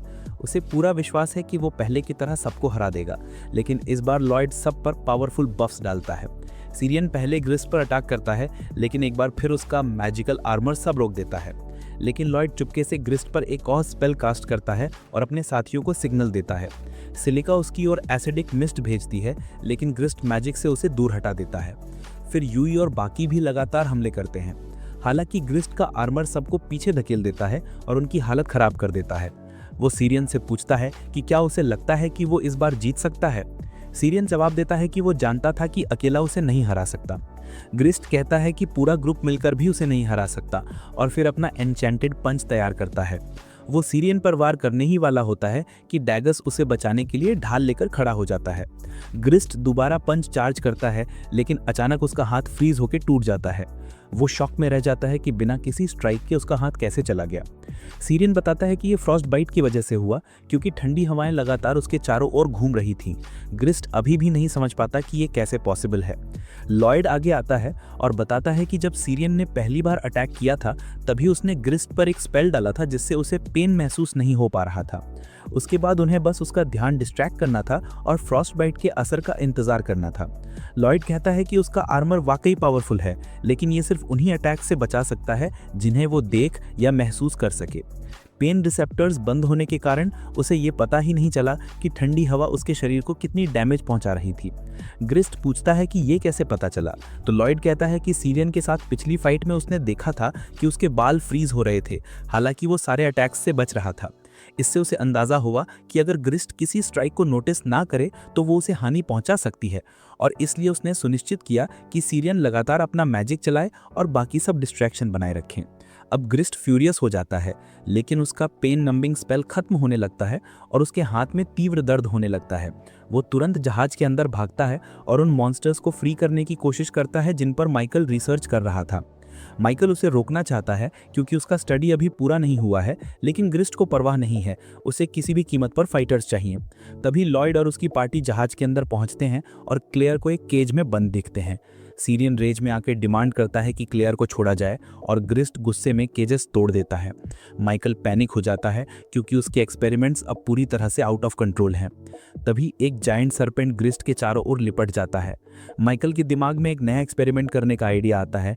अब वो देखना चाहता है कि ये अनकंट्रोल्ड मॉन्स्टर्स रियल बैटल में किस तरह परफॉर्म करते हैं। वो फर्श के नीचे से एक मैजिकल डिवाइस निकालता है और उसे घुमाकर एक मैजिकल साउंड वेव छोड़ता है जो सभी राक्षसों का दिमाग धोकर उन्हें अपनी आज्ञा मानने पर मजबूर कर देती है। इसी बीच सिरियन क्लियर को जिस जेल में रखा गया था उसे नष्ट कर देता है और उसे सुरक्षित जगह पर पहुंचा देता है। हालांकि इससे पहले कि वह उसे लेकर भाग पाते, लॉयड का समूह मिशेल के आदेश पर उन राक्षसों को उन पर हमला करने के लिए तैयार पाता है। वे वापस लड़ने के लिए अपने हथियार निकालते हैं, लेकिन क्लियर उनके रास्ते में खड़ी हो जाती हैं और उनसे विनती करती है कि वो उन मासूम जीवों को नुकसान ना पहुंचाएं। वो अचानक राक्षसों को नियंत्रित करने के लिए अपने प्राचीन जादू का इस्तेमाल शुरू कर देती है और वे मिशेल के दिमागी धोखे से मुक्त हो जाते हैं। हालांकि उसके जादू के कुछ दुष्प्रभाव भी होते हैं और जहाज में खड़खड़ाहट होने लगती है क्योंकि मिशेल के जादुई घेरे खराब होने लगते हैं। वह सोच में पड़ जाते हैं कि क्या हो रहा है, और उसी समय ग्रिस्ट अपना संतुलन बनाए रखने के लिए जहाज की पावर सिस्टम का सहारा लेता है, लेकिन उसे एक जोरदार झटका लगता है जिससे वो बेहोश हो जाता है। तभी मिशेल को एहसास होता है कि क्लियर द्वारा इस्तेमाल किया गया प्राचीन मंत्र डीमन किंग के फ्रैगमेंट के साथ प्रतिध्वनित हो गया है, जिससे यह ओवरड्राइव मोड में चला गया है। उसे एहसास होता है कि अगर वह इसे ऐसे ही रहने देंगे तो यह फट जाएगा, और वह तुरंत इसे मैजिकल डिवाइस से बाहर निकालता है जिससे यह तुरंत ठंडा हो जाता है। हालांकि इस वजह से जहाज नीचे गिरने लगता है, लेकिन लॉयड अपने एंटी ग्रेविटी मैजिक से उसे स्थिर कर देता है। अचानक ग्रिस्ट अजीब व्यवहार करने लगता है और मिशेल को आदेश देता है कि वह उसे डीमन गॉड फ्रैगमेंट दे दे। मिशेल को एहसास होता है कि डीमन गॉड की चेतना ने ग्रिस्ट के दिमाग पर कब्जा कर लिया है और वह उसे एक जहाज की तरह इस्तेमाल करने की कोशिश कर रही है। वह यह देखकर बहुत उत्साहित है कि इसका क्या परिणाम होता है और वह एक टुकड़ा ग्रिस्ट की ओर फेंकता है जिससे उसमें से शक्तिशाली ब्लैक मैना निकलता है। राक्षस उससे भयभीत हो जाते हैं और जल्द ही वे ब्लैक मैना के भंवर में फंस जाते हैं जो डगमगाने और आकार बदलने लगता है। फिर अचानक ब्लैक मैना बिखर जाता है और ग्रिस्ट एक काइमेरा के रूप में उसमें से बाहर आ जाता है। यह देखकर सभी डर जाते हैं लेकिन मिशेल बहुत खुश हैं क्योंकि उसके लिए सब कुछ एक एक्सपेरिमेंट है। हालांकि ग्रिस्ट पूरी तरह से पागल हो चुका है और वह पहले उस पर हमला करता है जिससे कि उसकी मौके पर ही मौत हो जाती है। लेकिन एक सच्चे वैज्ञानिक की तरह ग्रिस्ट अपनी आखिरी सांस तक अपनी खोजों पर खुश रहता है। उसके बाद काइमेरा का ध्यान लॉयड और उसके समूह की ओर जाता है और उन्हें यकीन नहीं होता कि वे उसे हरा पाएंगे या नहीं। इसी बीच मर्लिन रियॉन के महल से बाहर निकल रही होती है। तभी अचानक विल उसे एक जरूरी रिपोर्ट लेकर सामने खड़ा मिलता है। जहाज में वापस आकर जैसे ही राक्षस उन पर हमला करता है, लॉयड उसके हमले को रोकने के लिए दागाज को मजबूत बनाता है और दागाज को एहसास होता है कि वो उसके कुछ और वार से ज्यादा उसे रोक नहीं सकता। बाकी सभी लोग जहाज से बाहर निकलने का फैसला करते हैं क्योंकि वे अभी भी तेजी से नीचे गिर रहे हैं। लेकिन तभी काइमेरा उनके ऊपर से कूदकर बाहर निकलने का रास्ता बंद कर देता है। सिरियन उससे लड़ने के लिए अपनी बर्फीली तलवार बुलाता है लेकिन क्लेयर उससे रोक देती है और कहती है कि काइमेरा के अंदर मासूम जीव हैं और उन्हें नुकसान नहीं पहुंचाना चाहिए। सिरियन एक मूर्ख है और क्लेयर की बात मान लेता है, जबकि यूई और क्रॉस अपने लंबी दूरी के हमलों से काइमेरा को नष्ट करना शुरू कर देते हैं। हालांकि काइमेरा अपने मुंह से आग और हवा छोड़ता है जिससे कि एक आग का बवंडर पैदा होता है जो उनके हमलों को विफल कर देता है और लॉयड घबरा जाता है क्योंकि वो सोच रहा है कि यहाँ से जिंदा कैसे निकला जाए। और इसी के साथ में सीरीज पर एंड होती है, लेकिन चैनल को सब्सक्राइब जरूर कर देना जिससे कि हम इस सीरीज का नेक्स्ट पार्ट जब लेकर आए तो आप तक सबसे पहले नोटिफिकेशन पहुंच जाए और आप इस सीरीज को देख पाएं। और वीडियो को लाइक कर सकते हैं यदि वीडियो पसंद आई हो तो, और कमेंट करना तो आपके ऊपर ही है, लेकिन आपकी कमेंट को मैं नेक्स्ट वीडियो में जरूर दिखाऊंगा कि आखिर आपने क्या कमेंट किया है। तो चलो मिलते हैं नेक्स्ट वीडियो के साथ में, तब तक के लिए गुड बाय, सायोनारा।